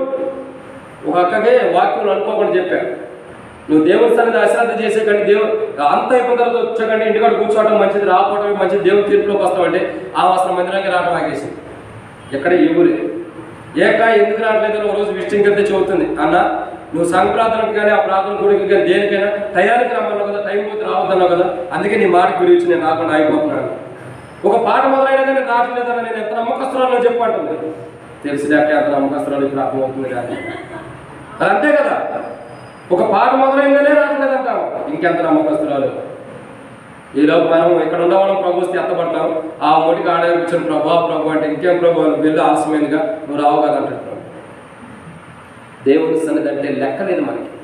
భయం లేని జీవితం. ఒక స్త్రీకి భర్త అంటే భయం, ఒక స్త్రీకి భర్త అంటే భయం, ఒక పిల్లలకి తల్లిదండ్రులు అంటే భయం, ఒక టీచర్ అంటే స్టూడెంట్స్ భయం, టీచర్ అంటే స్టూడెంట్స్ భయం, ఒక మేనేజర్ అంటే కింద ఉన్న వర్కర్స్కి భయం. ఏమంటారు అంటే ఎవరికే భయం లేదు. రక్షణ పొందే మారుమోసు పొందే అంతే. నిజంగా భయం కలిగిన వారు దేవుని సన్నిధికి త్వరగా రావడానికి ప్రయత్నం చేస్తారు. కాబట్టి మూడోదిగా చూసినట్లయితే పాపం అంటే అర్థం ఏంటంటే దేవుని సన్నిధిని ఆలస్యం చేయటమే పాపం. దేవుని సన్నిధిని అశ్రద్ధ చేయటమే, దేవుని సన్నిధిని విడిచిపెట్టడమే పాపం. ఎన్నిసార్లు ఇలా మనం పాపం చేస్తుంటే, ఎన్నిసార్లు ఇలా దేవుని సన్నిధిని విడిచిపెట్టి ఘోరమైన పాపులుగా మనం తీర్చిదిద్దబడి ఉండలేదు. ఈ రాత్రికాల సమయంలో ప్రభా నిజమే, నీ సన్నిధిని కాదని త్రోసివేసిన పాపే. ఇన్ని దినాలు పాపే అంటే ఒక ఆజ్ఞ అతిక్రమించడం, ఒక వ్యభిచారం చేయడమో పాపని అనుకున్నా ప్రభా. కాదు. నిజంగా పాపే అంటే బైబిల్ సెలవిస్తున్నమాట నీ సన్నిధిని దూరపరచుకోవడమే పాప. ఎన్నోసార్లు నీ సన్నిధిని దూరంగా విడిచిపెట్టి వెళ్ళిపోయిన అనుకుంటున్నా. దయచేసి నన్ను క్షమించి ప్రభు అని ప్రభుని అడిగాను. 4వ మాట చూద్దామండి. 4వదిగా దేవుని వాక్యం చూసినట్టు మొదటి సమయాల గ్రంథం 14వ అధ్యాయం, మొదటి సమయాల గ్రంథం 14వ అధ్యాయం 33 వచ్చిన, మొదటి సమయాల గ్రంథం 14వ అధ్యాయం 33 వచ్చిన.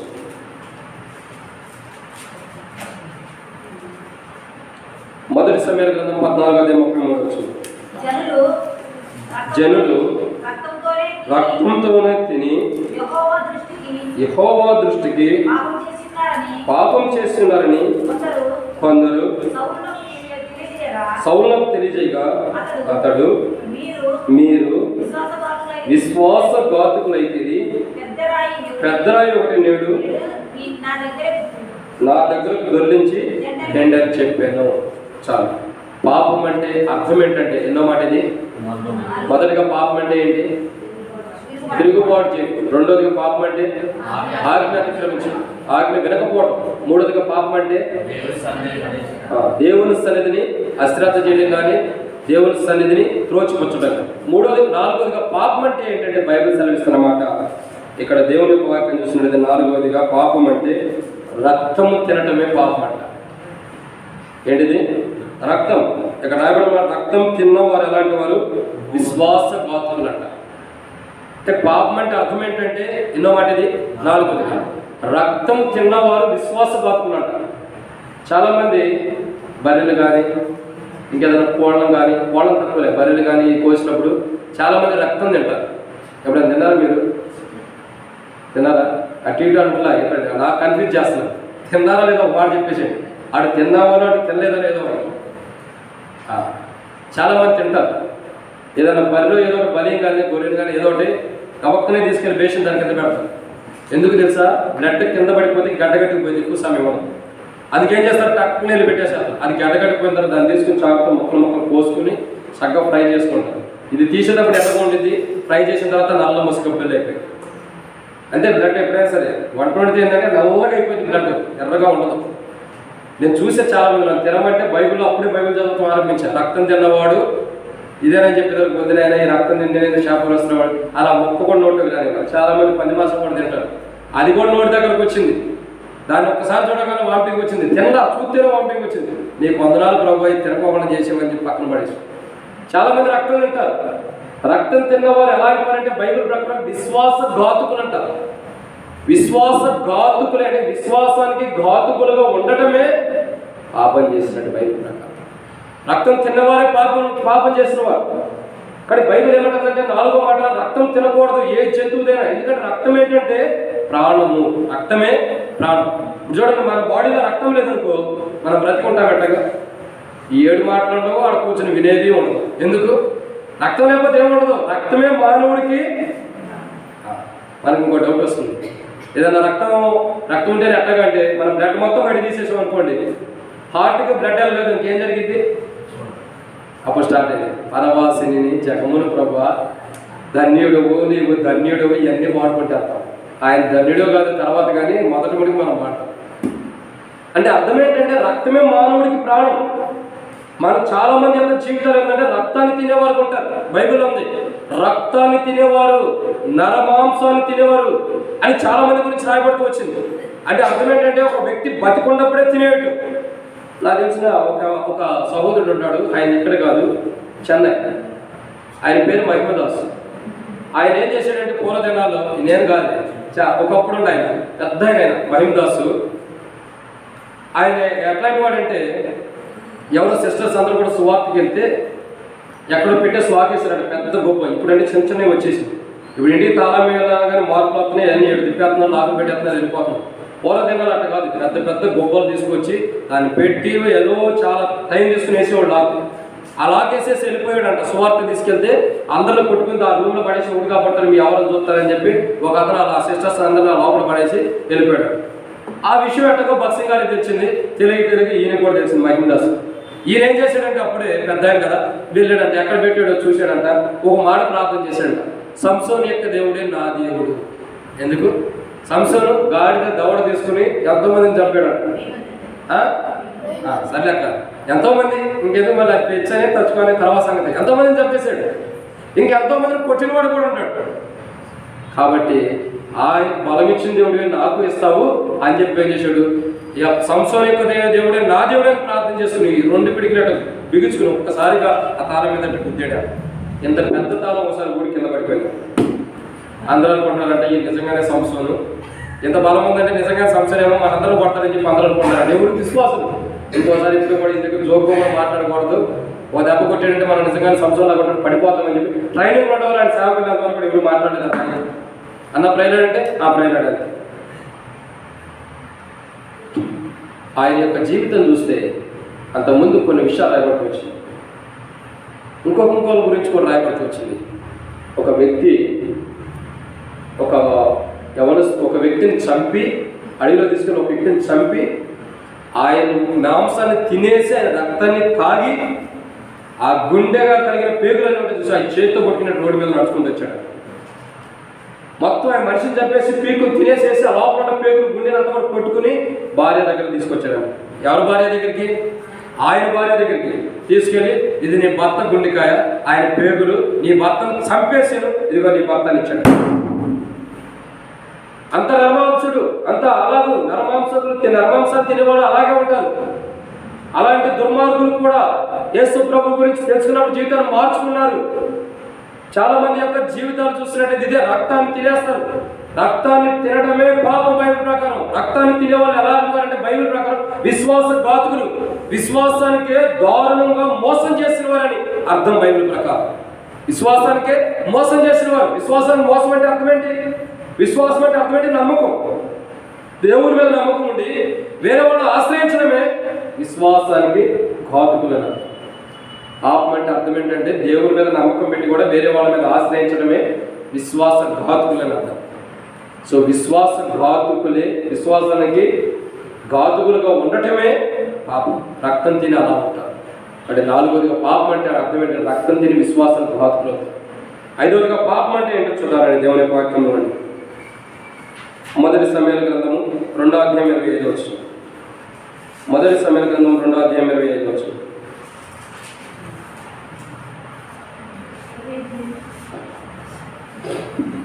మొదటి సమయాల గ్రంథం 2వ అధ్యాయం 25 వచనం. నరునికి నరుడు తప్పు చేసిన దేవుడు విమర్శించను, కానీ ఎవరైనా యెహోవా విషయంలో పాపం చేసిన వాని కొరకు ఎవడు విజ్ఞాపన చేయనను అనెను. తర్వాత అక్కడ రాయబడుతూ వచ్చింది, అయితే యెహోవా వారిని సంపదల్సిందని కనుక వారు తండ్రి యొక్క మొరను వినకపోయింది. కాబట్టి ఇక్కడ మనం చూస్తున్నటువంటి ఎన్నో మాట ఇది. ఐదవదిగా పాపం అంటే అర్థం ఏంటి? 4 విషయాలు చెప్పబడుతుంది. మొదటిగా తిరగబడటమే పాపం. రెండోదిగా ఆయన మాట వినకపోవడం, ఆజ్ఞ వినకపోవడం. మూడోదిగా దేవుని సన్నిధి విడిచిపెట్టడం. నాలుగోదిగా పాపం అంటే రక్తం తిని విశ్వాసాన్ని బాధకు ఉండటమే పాపం.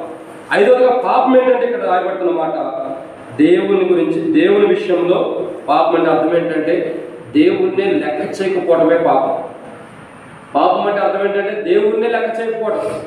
దేవుని విషయంలో అంటే దేవుని పనులన్నింటిలో లెక్క చేయకపోవడమే పాపం.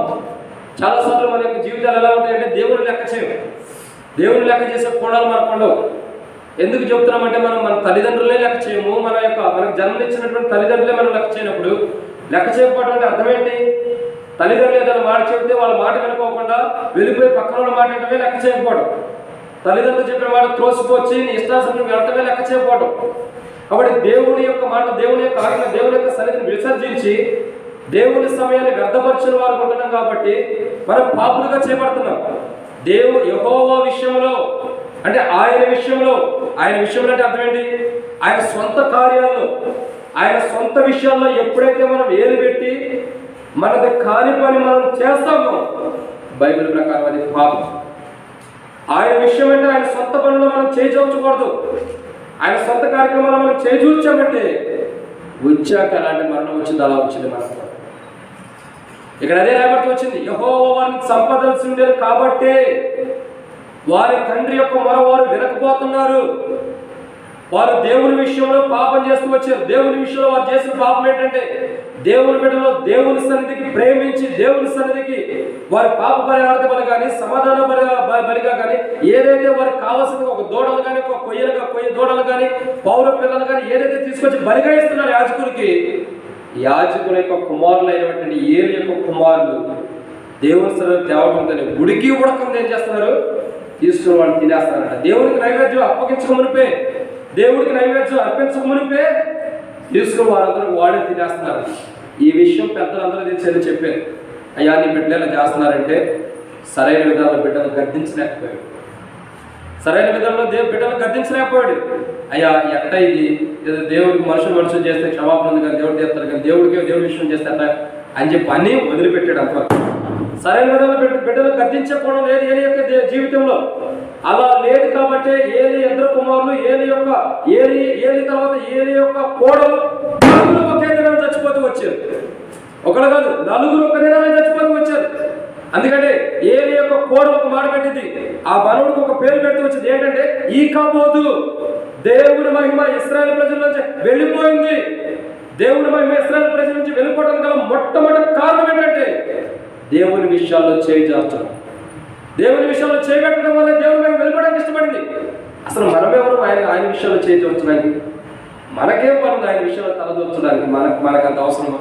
మనకి అవటానికే కష్టం, మళ్ళీ మనమే ఆయన విషయాల్లో తలదూర్చు. ఏలేక కుమారులు అదే చేశారు.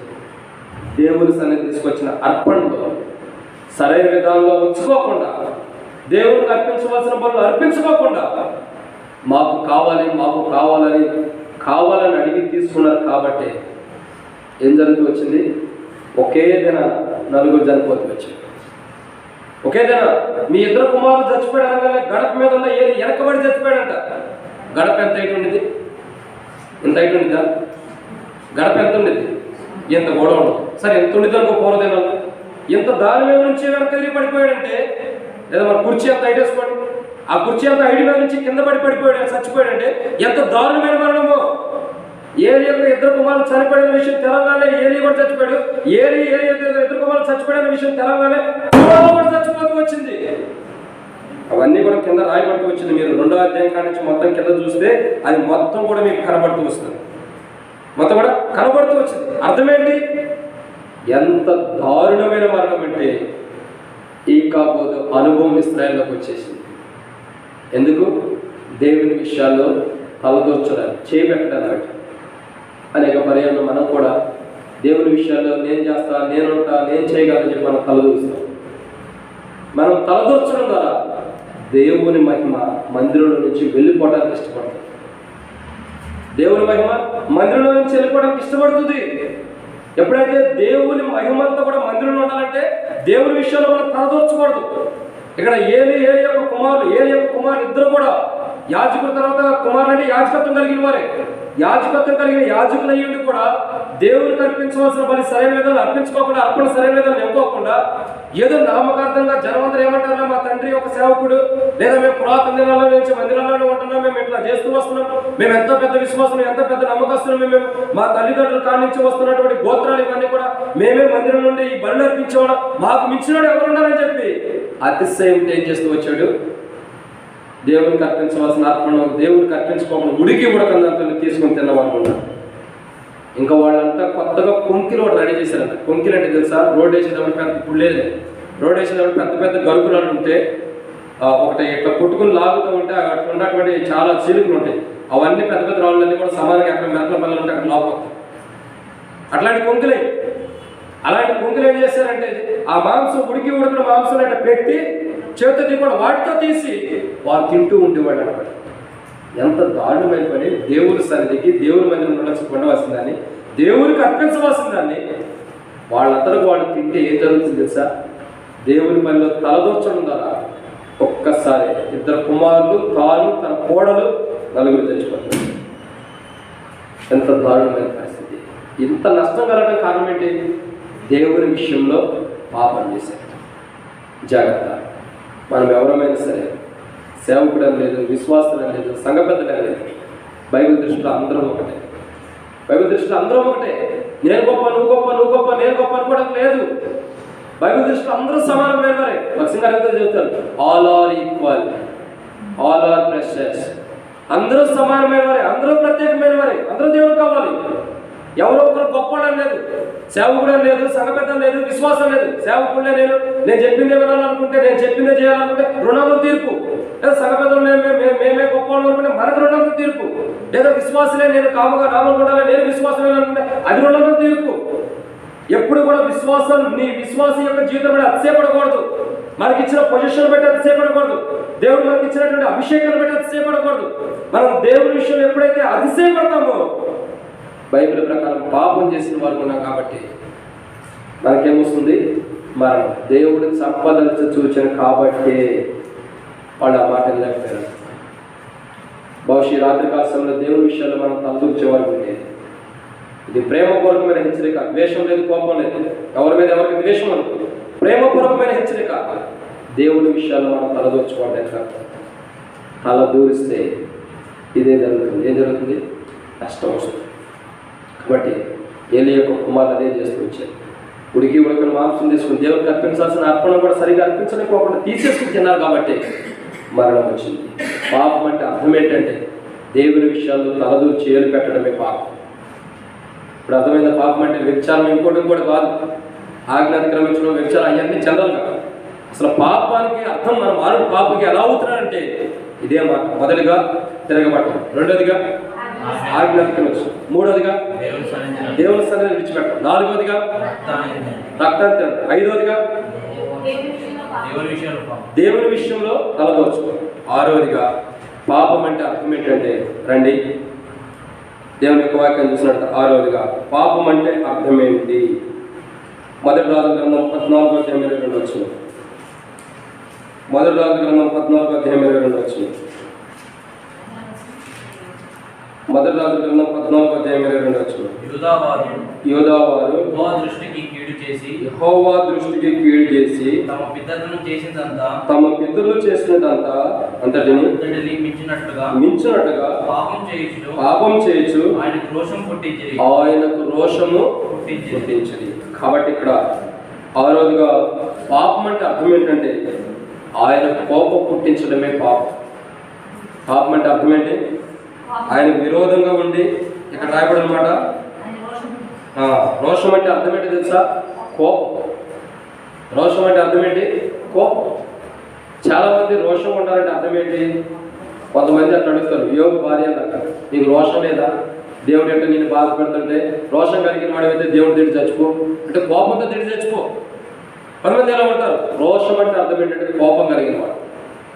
అందుకే ఇంకోసారి రాయబడి వచ్చింది, ఆయన రోషం కలిగిన వాడు. రోషం కలిగిన వాడు కాబట్టి ఆయన అంటే కోపం, ఆయన కోపాన్ని మనం లేకపోకూడదు. కోపం, ఆయన కోపాన్ని తెప్పించడమే పాపం చేసినట్టు లెక్క. ఆయన కోపం తెప్పించడమే పాపం చేస్తున్నట్లు లెక్క. అసలు ఈ పాపము గురించి వచ్చిన అగ్ని అంటే మరి అసలు ఎక్కడి నుంచి వస్తాం ఈ మాటకు అర్థం? సదోమ గుమ్మర పట్టణం గురించి. సదోమ గుమ్మర పట్టణం పైన దేవుడి అగ్ని ఆకాశంలో దిగి వచ్చి ఏం చేసుకొచ్చింది? అక్కడ ఉన్న ప్రజలు కానీ, అక్కడ ఉన్న సమస్తాన్ని, ఇళ్లను కానీ, గృహాలు కానీ, చిన్నవారు పెద్దవారు నడివేసిన ప్రతి వాడిని కూడా దహించి వేసిందంటే అర్థం ఏంటి? అందరూ కూడా బైబిల్ ప్రకారం ఏం చేస్తున్నారు? ఆయనకి కోపాన్ని పుట్టించారంట. ఏంటి ఆ కోపం అంటే దేవదూతలతో కూడా పాపం చేయడానికి ఇష్టపడుతున్నారు. ప్రభు చూసి మరి మీరేటు వ్యభిచారం చేసుకుంటారు, మీరు నేనేం అనలేదు, ఇంకా దేవదూతలతో కూడా మీరు పాపం చేస్తారా?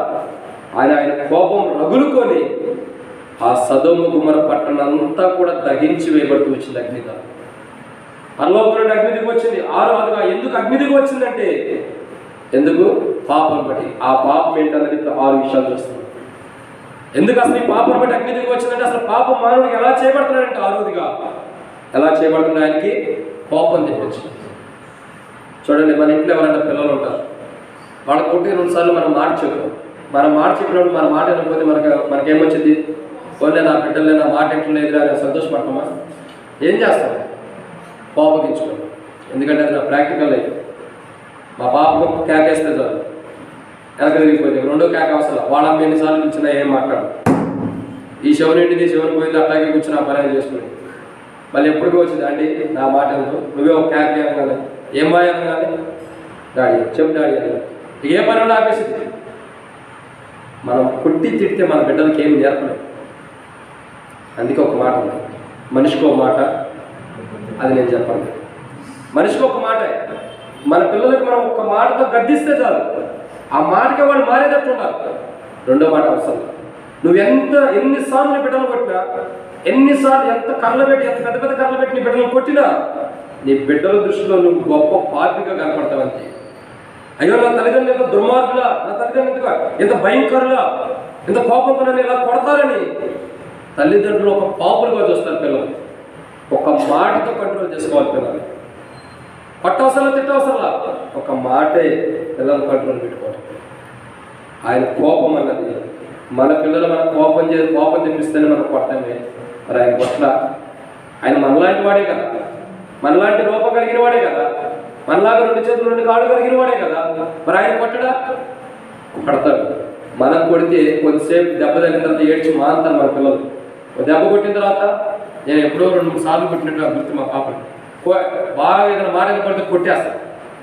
పెద్ద కొట్టను నేను చిన్నగానే కొట్టాను, ఎందుకంటే మళ్ళీ ఆ పిల్లలు ఏడితే నా కాళ్ళలో నీళ్ళు. అందుకే చిన్నగానే కొద్దిగా దెబ్బ అయినట్టు కొడతా. కొట్టిన తర్వాత మన దగ్గర తీసి ఏదో చాక్లెట్ ఇస్తా. ఏడుపు అంతా మాయమైపోయింది, ఆ చాక్లెట్ తీసేస్తాను. ఎందుకు చాక్లెట్ ఇచ్చావు? కాబట్టి ఆ పిల్లలు ఏడవకంటే ఏడవ. అదే దేవుడు కొడితే ఏమని ఏడుస్తూ ఎవరో చెప్తాను. మన పిల్లలు మనం కొడితేనే ఏడవద్దని ఏదో ఒకటి ఇస్తాం అయిపోతుంది. ఇస్తానికి ఎవరు లేరు. ఆయన కొడితే ఎవరికెళ్ళి చెప్పుకుంటా, అక్క నన్ను కొట్టాడు అక్క దేవుడిని చెబుతా, నువ్వేం తప్పు చేసి ఉంటావో కొట్టాడు అక్క అంట. అన్న నన్ను కొట్టాడన్న దేవుడు, ఆ దేవుడు కొట్ట మీద నీకు పిచ్చెక్కినట్టు ఉంది. ఆ దేవుడు కొట్టాడన్నా, ఏం తప్పు చేసావు మొదట అది సరి చేసుకో, లేకపోతే చచ్చిపోతాం. ఎందుకు? ఎవరో చెప్పినా కానీ మన మీదే పోస్తారు. ఎందుకు? నీలో ఏదో బలహీనత ఉంటే దేవుడు కొట్టాడు. ఆయన రోషం కలిగిన వాడు, మాట పడేవాడు కాడు, నిందలు అవమానాలు భరించేవాడు కాడు, భరించి వెళ్ళిపోయాడు. రోషం కలిగిన వాడు. అయితే మానవులు ఎందుకు పాపులుగా అవుతున్నారంటే ఏం చేస్తున్నారు? కీడు చేసి ఆయన కోపాన్ని తెప్పిస్తున్నారు. ఏం చేస్తున్నారు? ఎదుటి వ్యక్తికి కీడు చేయడం ద్వారా పాపం అంట. పాపం అంటే అర్థం ఏంటంటే 6గా ఎదుటి వ్యక్తికి కీడు చేయడమే పాపం. ఒక వ్యక్తి మంచి ఆత్మీయంగా, లేదంటే ఒక వ్యక్తి ఉన్నతమైన స్థితిలో ఏదో డబ్బు కోసం ఇంకోటి ఆత్మీయంగా ఎదుగుతున్నాడు అనుకో. నాకు ఒక అన్న చెబుతూ వచ్చాడన్న, నేను మంచి బిల్డర్గా ఉన్నాను, మంచి పొజిషన్లోకి వెళ్తున్నాను, నా చుట్టుపక్కల ఉన్న వాళ్ళందరూ కూడా నేను ఎప్పుడు నాశనం అవ్వాలని చూస్తున్నారా అన్న. నేను ప్రార్థనకి వెళ్తే అంటున్నాడు, నేను అన్నా నువ్వు ఒక అందుకు దేవుడికి వందనాలు చెప్పు, వాళ్ళందరూ ఎప్పుడైతే నువ్వు నాశనం అవ్వాలని చూస్తున్నారో అప్పుడు ఖచ్చితంగా ఇంకో ఫ్లోర్ నువ్వు కడతావన్నాను. జాగ్రత్త చేత ఎక్కువసేపు తిట్టించుకో. నువ్వు తిట్టించుకున్నా ఇంకో స్టేర్ వేసుకుంటే వెళ్ళిపోతావు. ఒక బిల్డింగ్ మీద ఇంకో స్టేర్ అట్లా వేసుకుంటే వెళ్తావు. నేను అందరూ తిట్టుకోవడం పొగిడారంటే నేను ఖచ్చితంగా లోపల తిట్టుకుంటున్నట్టే. నేను బయట తిడితేనే నీ యొక్క స్థితి బాగైతే. ఎందుకు? దావీదు ఒక మాట అంటాడు, మీరు రాజ్యంలో వచ్చి ఒక వ్యక్తి తిడతంటే దావీదు ఏమంటాడంటే, అక్కడ ఉన్న సేవకులు వచ్చి అందరూ అంటారు, అయ్యా నువ్వు ఒక మాట ఆజ్ఞాపిస్తే వీడిని తీసుకెళ్ళి బయట వేసేస్తామని కొడతామని అంటే దావీదు ఒక మాట అంటాడు, వద్దు. అతను తిట్టని అతను మాటలే దేవుడు నాకు ఆశీర్వాదకరంగా కాల్చవచ్చు. అప్పుడు అతను తిట్టకోకుండా ఆపద్దు, తిట్టనేవాడు. అంటే నేను అదే చెప్పానా, దావీదు కూడా ఇలా అన్నాడు, నువ్వు కూడా ఇంకా ఇంకా తిట్టమని చెప్పాను. వాళ్ళు ఎంత తిడతారో వాళ్ళు అంత నువ్వు పైకి వెళ్ళిపోతావు. పైకి వెళ్ళిపోతావు అంటే పరలోకానికి కాదు, ఒక ఉన్నతమైన స్థితిలోకి వెళ్తాం. అంటే అర్థం ఏంటి? బైబిల్ చదివిస్తున్నాడు, ఎదుటి వ్యక్తికి మనం కీడు చేయాలనుకుంటే ఆయన కోపాన్ని తెప్పిస్తున్నాం కాబట్టి బైబిల్ ప్రకారం మనం పాపం చేసినట్టు. ఎదుటి వ్యక్తికి ఎప్పుడు మనం కీడు చేయకూడదు. సాధ్యమైతే నువ్వు మేలు చేయి. మేలు చేయదలసిన నీకు సమయం ఉంటే నువ్వు చెయ్యి. ఒకవేళ చేయటానికి నీ సమయం లేకపోయినా, నీ దగ్గర లేకపోతే మౌనంగా కూర్చో. ఎదుటి వ్యక్తి కీడు చేయదు. కీడు చేస్తే దేవుని దృష్టిలో పాపం చేస్తున్నట్టు. ఎదురు వ్యక్తి కీడు చేస్తున్నామంటే అర్థం ఏంటంటే దేవుని దృష్టిలో పాపం చేస్తున్నట్టు. ఇదన్నో మాట ఆరోగ్యం. ఇంకా పాపిగా ఎలా అవుతున్నామంటే చూద్దామండి. ప్రభు యొక్క వాక్యాన్ని ఏదో మాట చూసినట్లయితే మొదటి గ్రంథం 14:16 మొదటి గ్రంథం 14:16 మరియు తానే పాపం చేసి ఇశ్రాయేలు వారు పాపం చేయుటకు కారకుడైన యెరొబెయాము పాపమును బట్టి ఆయన ఇశ్రాయేలు వారిని అప్పగింపబోచున్నాడు. కాబట్టి ఏడోదిగా పాపం అంటే ఎలా అవుతున్నాడంటే పాపిగా తాను తప్పు చేసింది కాకుండా ఎదుటి వ్యక్తిని కూడా అలాంటి తప్పుడు మార్గంలో నడిపించడమే పాపం అంట. పాపం అంటే అర్థం ఏంటంటే నువ్వెటు చెడిపోయావు, నువ్వెటు తప్పిపోయావు, పక్కనున్న వాడిని కూడా తప్పుడు మార్గంలో నడిపించడమే బైబిల్ ప్రకారం పాపం అంట. పాపం అంటే ఆజ్ఞ అతిక్రమించడమో, వ్యభిచారం చేయడమో, దొంగతనం చేయడమో, ఘోరమైన పాపాలు చేయడమో కాదు. అది ఒక కోణం. పాపం అంటే అసలు పాపికి ఎలా అవుతున్నాడంటే తాను పాపంలో పడింది అంటే తాను చెడిపోయింది కాకుండా ఎదుటి వ్యక్తిని కూడా చెడగొట్టడమే. ఆ జీవితం ఏంటి? పాపులని అర్థం. పాపం చేస్తున్నారు. పాపులు ఎలా ఉంటారంటే అలాగే వారు చెడిపోయింది. చాలామంది ఎట్లుంటారంటే నేను ఎటు నాశనం అయిపోయా, నాతో పాటు వీళ్ళు కూడా ఎందుకు ఉండాలా, వీళ్ళని కూడా నాశనం చేయాలి. మానవులైజంగా మనం ఎలాంటిదంటే ఒక వ్యక్తి మనం నష్టపోతే ఎదుటి వ్యక్తి కూడా నష్టపోవాలని చూస్తాం. ఆ నష్టపోవడానికి వాళ్ళని ఎలా చూస్తాము? చాలామంది చూడండి, చాలామంది యొక్క జీవితాన్ని చూస్తే నేను ముగించేస్తాను, సమయం చాలా అయిపోయింది కాబట్టి ముగించేస్తాను. చాలామంది ఎలా ఉంటారంటే వీళ్ళిద్దరూ ఆల్రెడీ భార్య భర్తలు ఇద్దరు గొడవడుకుంటారు. భార్యను పుట్టింటి పంపించేస్తాడు, ఈయన హ్యాపీగా ఇంటికాడ వంట కార్యక్రమాలు చేసుకుంటా కూర్చోంటాడు. 4 రోజులు పని చేస్తాడు, 4 రోజులు తింటాడు. ఈయన పక్కన ఉండేవాళ్ళ మీద ఆశ. ఎందుకు? పక్కన ఉండేవాడు భార్య భర్తలు ఇద్దరు బాగుంటారనుకో, మా భార్య భర్తలు విడిపోయాము, వీళ్ళు కూడా ఎందుకు కలిసి ఉండాలి, ఇక మ్యాప్ వేస్తాం. హైదరాబాద్ అంత మ్యాప్ తీసుకొస్తారు, సిటీకి ఎంత మ్యాప్ ఉందో అంత మ్యాప్ చేస్తారు. ఎందుకు? ఏదో కొందరు వెళ్ళొచ్చు. హైదరాబాద్లో ఒక రోడ్డుకి వెళ్ళాలంటే 4 సందులు ఉంటాయి. ఏదో సందులో కూడా రోడ్డుకి వెళ్ళొచ్చు. వీళ్ళు కూడా అదే 4 ప్లాన్లు వేస్తారు. ఏదో ప్లాన్ సక్సెస్ అయింది. తూర్పు, పడమర, ఉత్తరం, దక్షిణం లాగా 4 ప్లాన్లు వేస్తారు. మధ్యలో సెంటర్లో పెడతాం. ఏదో ఒకటి సక్సెస్ అయింది, ఖచ్చితంగా వాళ్ళు విడిపోవడం. చివరికి జరిగేది ఏంటంటే విడిపోవడమే. ఈయన దగ్గరికి వెళ్ళి చెబుతాడు, అన్న ఏందన్నా కట్ట చేస్తుంది, నీ భార్యకి ఎందుకు మంచి చీరలు ఎందుకు పడతామన్నా, ఆమె చేసేది ఏమన్నా పరమంటుంది. అయ్యా నా భార్యకు ఒక్క చీర కూడా కొనివ్వండి కాదన్నా, నేను నువ్వే కొంటున్నావు. ఇక మొదలైంది దీనికి. ఇంటికి చెబుతాడు, పక్కింటోడు ఏం పట్టలేదు, నా మీద పడుతున్నాను అనమాట. ఆమె కానీ చెబుతాడు కదా, నేను ఆ భార్యకి అంత మంచి చీర కొన్నాను, 10,000 అక్క నువ్వు చూసావా, 100 ఏమో 1000 రూపాయలు, దాని పక్కన ఇంకో 0 పెడతా, 10,000 అక్క. ఇక ఏం మొదలేసింది, నిజంగా 10,000 కాదన్నది కూడా చూడదు. ఆయన పక్కింటి ఆయన 10,000 పెట్టి చీర కొన్నాడు, నువ్వెందుకు కొన్నా. ఇక మొదలైంది ముచ్చట్లన్నీ కలిపి వచ్చేసి కోర్టు కాళ్ళకి వెళ్ళిపోయి అప్పుడు తెచ్చింది. ఇక వీడు చక్కగా అంతా తిట్టుకుంటూ ఉండే రోజు ఎంత నవ్వుకుంటారు. ఆ ఊరిలో పక్కన ఉంటాడు, ఎవరైనా ఇద్దరు తిట్టుకుంటుంటే ఆహా ఓహో ఓహో ఆహా అని నవ్వుకుంటాడు. ఏంద్ర ఎంత నవ్వుకుంటా, ఎందుకు నీకు ఇంత పిచ్చి అంటే వాడు కొట్టుకుంటాడే నాకు అంత సంతోషం అనిపించింది, వాయిద్యాలు వాయించినట్టు అనిపించింది నాకు, అందుకే నేను నవ్వుకుంటున్నాను అంటాడు. కొంతమంది అట్లా ఉంటారు, కొంతమంది అలా ఉంటారు. ఇద్దరు వ్యక్తులు విడిపోతేనో, గొడవడుకుంటేనో, భార్య భర్తలు విడిపోతేనో మేము ఎటు చెడిపోయాం, ఎదురు వ్యక్తి కూడా చెడిపోవాలని చెడగొట్టే స్థితిలో ఉండేవాళ్ళు, చెడగొట్టిన తర్వాత సంతోషాన్ని అనుభవించేవారే పాపులంటే. పాపం అంటే అర్థం ఏంటంటే ఎలా పాపులుగా చేయబడుతున్నాడు. ఏడోదిగా మనం పాపంలో పడింది కాకుండా, మనం చెడిపోయింది కాకుండా ఎదుటి వ్యక్తిని కూడా చెడగొట్టడమే పాపంలో పడిపోయింది. పాపం చెప్పి మరొక కోణం చెప్పి నేను ముగిస్తున్నాను. ఇంకొక కోణం ఉంది, ఇది మందిరానికి సంబంధించింది. ఇప్పుడు బయట గురించి, మందిరం గురించి చూసినట్టే ఒక విశ్వాసం ఉంటాడు. ఒక విశ్వాసి పక్కనున్న విశ్వాసంతో ఏదో ఒక బాధ వచ్చి మందిరానికి ఆగిపోతాడు. ఆగిపోయిన కూడా ఏం చేస్తాడు? తాను కూడా ఆగిపోతే పర్లా, పక్కనున్న విశ్వాసుల గురించి కూడా ఏం చేస్తాడు? ఇక అన్న ఆయన ఎట్లా చెప్తాడని ఈ విశ్వాసం అంట ఆ విశ్వాసం అంట అని చెప్పుకొని ఏం చేస్తాడు? వచ్చేవాళ్ళు కూడా మందిరాన్ని రాకుండా ఆగతారు. అప్పుడు ఏం జరిగిపోతుంది? నువ్వు చెడ్డది కాకుండా విశ్వాసం చేస్తున్న ఎదుటి వ్యక్తిని కూడా చెడగొడుతున్నావు. బైబిల్ ఏమంటుందంటే నువ్వు చెడిపోయింది కాకుండా ఎదుటి వ్యక్తిని కూడా చెడగొట్టడమే బైబిల్ ప్రకారం పాపం. ఏదో ఆజ్ఞ అతిక్రమించడమో కాదు, ఆదవుల ఆజ్ఞ అతిక్రమించడం ప్రభావ క్షమించడం అది కాదు, అది ఒక రకమైన పాపం. అసలు పాపం అంటే అర్థం ఏంటంటే బైబిల్ ప్రకారం నువ్వు చెడిపోయింది కాకుండా ఎదుటి వ్యక్తిని కూడా చెడగొట్టడమే. మందిరానికి వెళ్ళకుండా కానీ, ఆత్మీయ ఉండకోకుండా కానీ, సగ ప్రాంతంకి వెళ్ళకోకుండా, బైబిల్ స్టడీకి వెళ్ళకోకుండా, విజ్ఞాపన ప్రాంతంకి వెళ్ళకోకుండా, ఆరాధనకి వెళ్ళకోకుండా, దేనికి వెళ్ళకోకుండా నువ్వు అడ్డగిస్తున్నావు ఒక వ్యక్తిని. అది నీ పిల్లలైనా, నీ భర్త అయినా, నీ భార్య అయినా, నీ కుటుంబీకులైనా, నీ బంధువులైనా, ఎవరైనా సరే మందిరానికి వెళ్ళకుండా ఎవరైనా నువ్వు అడ్డగించి ఆగిపోతున్నావో ఆపివేస్తున్నావు, అదే పాపం. నువ్వు చెడిపోయింది కాకుండా ఎదుటి వ్యక్తిని కూడా ఆకాస్తావు. నువ్వేంటి మందిరానికి రావు, వెళ్ళేవాళ్ళన్నా పంపిస్తారా? పోనీ నువ్వన్న మందిరానికి వెళ్ళి పంపాను, అది పాపం చేయలేదు. నేనేంటి వెళ్తలేను నువ్వు కూడా ఆగిపో అంటే అర్థం ఏంటంటే నేనంటే చెడిపోయాను అలాంటి చెడిపోయిన స్థితిలో ఉన్నా కాబట్టి నువ్వు కూడా చెడిపోయే అర్థం. బైబిల్ అంటే పాపం అంటే ఆజ్ఞ అతిక్రమించడం, వేయించాల్సిందా ఎదుటి వ్యక్తిని పాడు చేయడం, చెడగొట్టడమే పాపం. అంటే పాపం అంటే ఏంటి అన్నది ఏ విషయాలు తెలుసు. పాపం అన్నది ఒక కోణంలో వేరు, ఆజ్ఞ అతిక్రమించడము, వ్యభిచారించడము, అబద్ధమాటం ఇవన్నీ పాపాలు, అదొక కోణం. అసలు మర్మంలో లోతుగా వెళ్తే పాపం అంటే ఏంటంటే 7 విషయాలు ఉన్నాయి. మొదటిగా పాపం అంటే ఏంటి? దేవుని మాట వినకపోవడం. రెండోదిగా ఆజ్ఞ అతిక్రమించడం. మూడోదిగా దేవుని సన్నిధిని విడిచిపెట్టడం.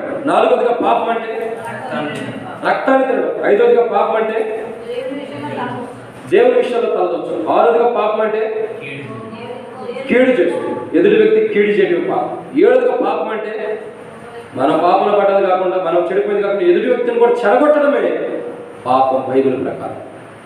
ఆదాము అవ్వ గురించి అక్కడ కనపడుతుంది. అవ్వేటు చెడిపోయింది, వినబడదన్న పనులు తిని చెడిపోయింది. తాను చెడిపోయింది కాకుండా ఆదామును కూడా పాపంలో పడేసింది. అంటే తాను చెడిపోయింది, ఇంకా నేను చెడిపోయిన తర్వాత నా భర్త కూడా ఎందుకు, ఆయన ఒక్కడే పరిశుద్ధుడికి ఉంటే ఇంకెవరు పెళ్లి చేసుకుంటాడు, వద్దులే నాతో పాటు చెడగొడదామని చెప్పి, నేను చెడిపోయాను నా భర్తను కూడా చెడగొడదామని చెప్పి తాను చెడిపోయింది కాకుండా తన భర్తను కూడా చెడగొట్టింది. అది ఎదుటి వ్యక్తిని చెడగొట్టి పాపంలో పడిపోయాడు. తాను చెడిపోయినప్పుడు తను ఒక్కదాని వరకే పాపిగా ఉంది. ఎప్పుడైతే భర్తకు కూడా తినకూడదన్న పనులు పెట్టిందో అప్పుడు ఏమైపోయింది? ఇద్దరు పాపంలోకి వెళ్ళిపోయారు. అంటే ఆమె చెడిపోయింది కాకుండా తన భర్తను కూడా చెడగొట్టింది కాబట్టి ఇద్దరు ఏమైపోయి పాపం చేయటం ద్వారా దేవుని సన్నిధి నుంచి వెలివేయబడుతూ వచ్చారు బయటకు. దేవుని సన్నిధిలో ఉండొద్దన్న దేవుడు ఇష్టపూర్వకంగా, ప్రేమపూర్వకంగా తన స్వహస్తాలతో మనుషులు ఎలా ఉండాలి, నాలాగే, నా రూపంలాగే, నా అందంలాగే, నాలాగే మానవుడు కూడా ఉండాలి. ఏ జంతువులాగా 4 కాళ్ళు 4 చేతులు ఇవి కాదు మానవుడు ఉండాల్సింది, నేను ఎలా ఉండాలి అలా ఉండాలని చెప్పి ఇష్టపడి తన రూపంలో చేసుకున్న మానవుడికి దేవుడు ఇచ్చిన ఘనత. నాలాగే ఉండాలి, ఇంకెవరిలా ఉండకూడదు, నేను ఎలా ఉండాలి అలా ఉండాలి, నాకు ఎలా 2 చేతులు ఉండాలి అలాగే, నాకు ఎలా ఉండాలి అలాగే, నేను ఎలా జీవించాలి అలాగే మానవుడు ఉండాలని ఇష్టపూర్వకంగా కేవలం సమయాన్ని తీసుకుని మనల్ని నిర్మించి సిద్ధపరిచాయన. ఇలా మనకు రూపాన్ని ఇస్తే, ఇలా రూపాన్ని ఇచ్చిన దేవుడు ఒక వనాన్ని వేసి మన కొరకే నేను సిద్ధపరిచాను, మీరు ఖాళీగా ఉండదు, మీరు తినండి, కావాల్సిన తాగండి అని చెప్పి ఒక మంచి తోటని మనకి ఇస్తే దాంట్లో సమస్త పలహారం, సమస్త కావాల్సిన పండ్లన్నింటినీ పెట్టి నీకు కావాల్సిన తినని సమకూర్చి పెడితే ఆవేం చేస్తూ వచ్చింది, తాను పాపం చేసింది, తనతో పాటు తన భర్తకు కూడా ఇచ్చిందని బైబిల్ రాబడుతూ వచ్చింది. తన భర్తకి ఎవరుందారా? తాను పాపంలో పడింది కాకుండా భర్తను కూడా పడవేసిందిగా ఉంది. పాపం అంటే అర్థం ఏంటంటే తాను చెడిపోయింది కాకుండా ఎదుటి వ్యక్తిని చెడగొట్టడమే బైబిల్ ప్రకారం పాపం. అబద్ధం చేస్తూ వచ్చింది. తాను ఎటు చెడిపోయింది, దిగంబరిగా ఉందని అర్థమైంది, వెళ్ళిపోవచ్చుగా పక్కకి, వెళ్ళిపోవాలి. నాతో పాటు నా భర్త కూడా ఉండాల్సిన భర్త కూడా ఎవరు ఉండాలా? దేవుని ఆశలన్నింటిని కూడా నిరాశపరిచిన పడుతున్నాడు. దేవుడు ఏదైతే ఆశ కలిగి, ప్రేమ కలిగి నిర్మించుకున్నాడో, చాలాసార్లు మనం చూడండి ఎంతో ఇష్టపూర్వకంగా బిల్డింగ్ నిర్మించుకుంటాం. మనకు కావాల్సిన అందంతో ఖర్చు పెట్టి ఎంతో సమకూర్చి ఒక మంచి ఇంటిని మనం తయారు చేసుకుంటాం. చివరికి ఏం జరిగింది తెలుసా? రోడ్డు పక్కన చేసుకున్న తర్వాత మున్సిపాలిటీ వచ్చి మీరు రోడ్లో కట్టారు, రోడ్డు మీద కట్టారని చెప్పి ఒక లైన్ తీసుకొచ్చి పడేస్తారు. ఏం జరిగింది అప్పుడు? ఆహా నా ఇల్లు పడేస్తారని నవ్వుతావా? మూల కూర్చొని అప్పుడు ఏడుతావు. ఆయన అన్నాడు కదా, మూల కూర్చొని ప్రార్థన చేయమని. అప్పుడు వెళ్తావు, అయ్యా ఏంది ప్రభు ఎట్లా జరిగిందని ఎమ్మటంటే తలస్నానం చేసి ఎమ్మటే ఆ తల కూడా ఆరోగ్యం ముందే మోకాళ్ళ నుంచి కూర్చుంటావు. ప్రభువా ప్రయోజనం లేదు. ఎందుకు? దేవుడు తాను ఇష్టంగా తయారు చేసుకున్నాడు. నాకు ఇది కావాలి, ఈమె కావాలి, ఈయన కావాలి, నా బిడ్డలుగా నా కుమార్తెగా వీళ్ళు ఉండాలని ప్రేమగా కావాలని తానే సమయం తీసుకుని, దానికి అసలు సమయం ఉండదు దేవుడికి. సమయం లేకుండా మన విషయంలో ఆయన సమయం తీసుకుని మనల్ని నిర్మించి మంచి పొజిషన్లో పెడితే ఇంకేమన్నాడు? నువ్వే కూలి పని చేయవసరలా, ఏది పెట్టానో దాన్ని నువ్వు సమృద్ధిగా తీసుకుని తినేసి నీకు కావాల్సిందని చెబితే ఈ చెప్పిన మాట తన రూపం తాను చేసుకున్న ఆ ప్రేమను కూడా విడిచిపెట్టి భార్య మాటికి చెడిపోయాడు. చెడిపోవడం వల్ల ఏం జరిగింది? దేవుడు ఒక మాట పంపించేశారు, ఆదామ వదిలే, నేను నిన్ను నా రూపంలో తయారు చేసుకున్నాను, నాకులాగా చేసుకున్నాను, నువ్వు చెడిపోయావు. చెడిపోయి నువ్వు ఈ నా యొక్క వనంలో ఉంటే సమస్తాన్ని కూడా చెడగొట్టావు కాదా, వద్దులే, వెళ్ళిపో, నువ్వు కూడా బయటికి వెళ్ళిపో. నువ్వు చెడిపోయింది కాకుండా నీ భార్య చెడిపోయిన తర్వాత నిన్ను చెడగొట్టింది, ఆ తర్వాత నువ్వు ఇంకెవరు చెడగొడతావు? వద్దా, దయచేసి నువ్వు నా మాటని, నేను నిన్ను ఇష్టంగా ప్రేమించి నిన్ను సిద్ధపరచుకున్న నా రూపంలో ఇప్పుడు వెళ్ళమంటే నాకు కొద్దిగా బాధ వేస్తుంది, అయినా కానీ నువ్వు వెళ్ళిపో ఆదామని చెప్పి ఆదాం భార్య బయటికి నెట్టేశాడు. బయటికి వెళ్ళగొట్టిన దేవుడు ఊరనే విడిచిపెట్టాలని వాళ్ళకి ఆకులు చొక్కాయలుగా తొడిగించాడంట. దేవుడు చొక్కాయలు చేసి పెట్టాడు. మొట్టమొదటి మానవుడికి వస్త్రాలు ఇచ్చింది దేవుడి స్వహస్తాలతో తయారు చేయించాడు. ఆయన స్వహస్తాలతో మానవుడికి వస్త్రాలు తయారు చేసి తొడిగించిన వాడు ఉన్నాడు. అప్పటికే దేవుడు బాధపడతానే ఉన్నాడు. అయ్యో ఆదాం వెళ్ళిపోతున్నాడు, అయ్యో ఆదాం వెళ్ళిపోతున్నాడు, ఎందుకు ఇలా చేసుకున్నాడు ఆదాం, ఎందుకు ఇలా నష్టపోతూ వచ్చాడు, నేను నా వనంలో ఒక పాత్రగా నాలోనే ఉండి చక్కగా సంతోషంగా తినమని చెప్పేనే ఎందుకు ఇలా బయటకు వెళ్ళిపోయి, ఎందుకు ఇలా పాపం చేశాడని దేవుడు బాధపడుతున్నా ప్రయోజనం లేని స్థితిలో ఉన్నాడు ఆదాం. చివరికి ఒక మాటను సరి చేసుకుని, ప్రభా నేను నిజంగానే తప్పు చేశాను ప్రభా, ఏదో తినకూడని పని వద్దన్న పని తినాలా క్షమించంటే అది ఎట్లుండేదో బైబిల్లో, అది ఎట్లా ఉండేదో అది కాదనుకోకుండా నువ్వు నాకు ఇచ్చిన ఆమె ఇలా చేసిందని సాకులు చెప్పాడు. నేను పడ్డా ప్రభా పడేసిందని చెప్పుకుంటారా, ఎవరు పడ్డా పాపంలోనే కాదమ్మా, నువ్వు ఒప్పుకోట్లా. నా స్వరం వెళ్ళినప్పుడు ధైర్యంగా ఎదరికొచ్చి ముంగడు నిలబడి, తండ్రి నేను పాపం చేశా, నువ్వు వద్దన్న పని నేను చేశా, నువ్వు కాదన్న పని నేను చేశా, నేను నా భార్య తప్పు చేసిన వారు, నేను నా పిల్లలు తప్పు చేసిన వారు, దయచేసి నన్ను క్షమించు ప్రభా అని పాదంలో పడి ఉంటే ఈరోజు మానవుడు పాపం ఉండేది కాదు. మానవుడు పాపం రావడం కారణం పాపం. ఇష్టంగా తయారు చేసుకున్న మానవుడే తాను చెడిపోయింది కాకుండా ఎదుటి వ్యక్తిని చెడగొట్టున్నారు. దేవుళ్ళ నుంచి వెళ్ళిపోయినప్పుడు దేవుడు ఎంత బాధపడ్డాడు. మన బిడ్డలు మనం ఇంట్లో నుంచి పెట్టేస్తుంటే సంతోషిస్తామా? ఏదైనా తప్పు చేసి ఇంట్లో నుంచి వెళ్ళిపోమని సంతోషిస్తామా? బాధపడతాం. వీడు ఎందుకు ఇలాంటి పాపం చేశాడు, బయటికి నెట్టేసినా లోపల బాధగా ఉంటుంది, అయ్యో ఎందుకు ఇలా చేశాడు. నీ బిడ్డలకే నువ్వు అంత బాధపడుతుంటే నిన్ను తన రూపంలో ఉండాలని ఇష్టపడి, నీ బిడ్డలు ఏ రూపంలో వస్తారో నీకు తెలియదు. ఓ కాలు ఉండిద్దో లేదో తెలియదు, కన్ను ఉండిద్దో లేదో తెలియదు, గుడ్డివాడ మోపడం కూడా తెలియదు. అలాంటి వాడిని నువ్వు ప్రేమిస్తుంటే తన రూపంలో ఉండాలని తాను ఇష్టపడి చేసుకున్నప్పుడు ఆయన ఎంత బాధపడాలి? ఇంకా మన బిడ్డలు బయటకు వెళ్తే మనం సహించలేకపోతున్నాం, బాధపడుతున్నాం, ఇంకా ఆయన ఎంత బాధపడాలి? ఆ బాధ అంతటిని కూడా ఓర్చుకున్నాడు. మరలా తిరిగి ఆదాముకు రక్షిస్తారని ఓదార్చుకున్నాడు. తనను తానే ఓదార్చుకుని ఓర్పు కలిగి వాళ్ళు ఇలా ఏడకెళ్తాడు, నా బిడ్డే కదని బట్టలు ఇచ్చిన వాడుకున్నాడు. అయితే బయటకు అయితే నెట్టేశాడు. నువ్వు ఉంటానికి వెళ్ళే కాదు, వెళ్ళిపో, ఏడంటే సంస్థలు కూడా నాశనం చేస్తాను నువ్వు బయటకు వెళ్ళిపోమంటే. ఇంకా నేను అనుకుంటా మన పిల్లలు మనం బయటకు వెళ్ళిపోమంటే కన్నీరు పెట్టుకుని ఆ సంకలం బట్టలు పెట్టుకుని ఏడుస్తూ మన ముఖం చూస్తూ, వాళ్ళు ఏడుస్తూ మన ముఖం చూస్తూ ఏడుచుకుంటూ బయటకు వెళ్ళిపోతే వాళ్ళ ముఖం చూస్తే మనకి ఏడుపు వచ్చింది. వాళ్ళు ఇట్లా పెట్టుకుని ఏడుస్తూ ఇంట్లో నుంచి బయటకు వెళ్ళి బట్టలు తీసుకుని వెళ్ళిపోతుంటే ఎంత ఏడుపు వచ్చిందో మనకు కూడా, తల్లిదండ్రులు కూడా ఏడుపు వచ్చింది. నేను అనుకుంటా కదా, ఆదామా బయటికి వెళ్ళిపోతుంటే దేవుడు కన్నీరు గార్చుంటాడు. ఆదామా నిన్ను నేను ఎంతగా ప్రేమించాను, ఎంతగా ఇష్టపడ్డాను ఆదామా, ఆ రూపంలో చేసుకున్నానే, నువ్వు ఎందుకు ఇలా చేసు, నువ్వు చేసినాడు ఒప్పుకున్నావా? ఒప్పుకోలేదు కాబట్టి నువ్వు బయటకు వెళ్తున్నావా? ఎందుకు ఒప్పుకోలేదు ఆదామా? అయ్యో ఎంత పొరపాటు చేశాడు, తనలో తానే బాధపడుతున్నవాడు ఉంటాడు దేవుడు. ఆదామును బయటకు పంపించాడంటే ఊరనే కాదు, తాను బాధపడి తాను చేసుకున్నాడు బయటికి వెళ్ళిపోతుంటే ఏడ్చి ఓర్చుకోలేక అతని ముందు ఏడవలేక బయటికి వెళ్ళిపోవచ్చు. యేసేపు అన్నదమ్ముడు వచ్చి యేసేపు దగ్గరకు వచ్చి, అయ్యా మేము ఎట్లా అన్నప్పుడు మేము సంపద మీద దాసులు అవుతాం అన్నప్పుడు యేసేపు ఆ ఏడుపును తట్టుకోలేక గదిలోకి ఏడ్చి పడుకున్నాడు. బయటికి వెళ్ళిపోయి లోపల తన గదిలోకి ఎలుగెత్తి ఏడుస్తున్నాడు. దేవుడు కూడా ఆదాం విషయం ఎలా బాధపడుతూ వచ్చాడు. కారణం ఏంటి తెలుసా? తాను పడింది కాకుండా ఎదుటి వ్యక్తిని పాపంలో పడేసింది తప్ప. దేవుడు అనుకుంటాడు, అయ్యా నువ్వు నా రూపంలో ఉన్నవి ఎందుకెలా అయిపోయావు, ఎందుకెలా నష్టపోతే వచ్చినాడు. దేవుడు దుఃఖంతో ఉన్న దుఃఖాన్ని దిగమించుకొని తనకు చొక్కాలు ఇచ్చి బట్టలు ఇచ్చి మా బిడ్డ నేను సిద్ధపరచిన వాడు ఎవరినే అడుగుతాడు, ఎవరి దగ్గరికి చేస్తాడని చెప్పి మళ్ళా పాపంలో పడిన వాడిని ప్రేమించి వస్త్రాలు కూడా ఇచ్చి పంపించాడు దేవుడు. ఎంత గొప్పవాడు దేవుడు.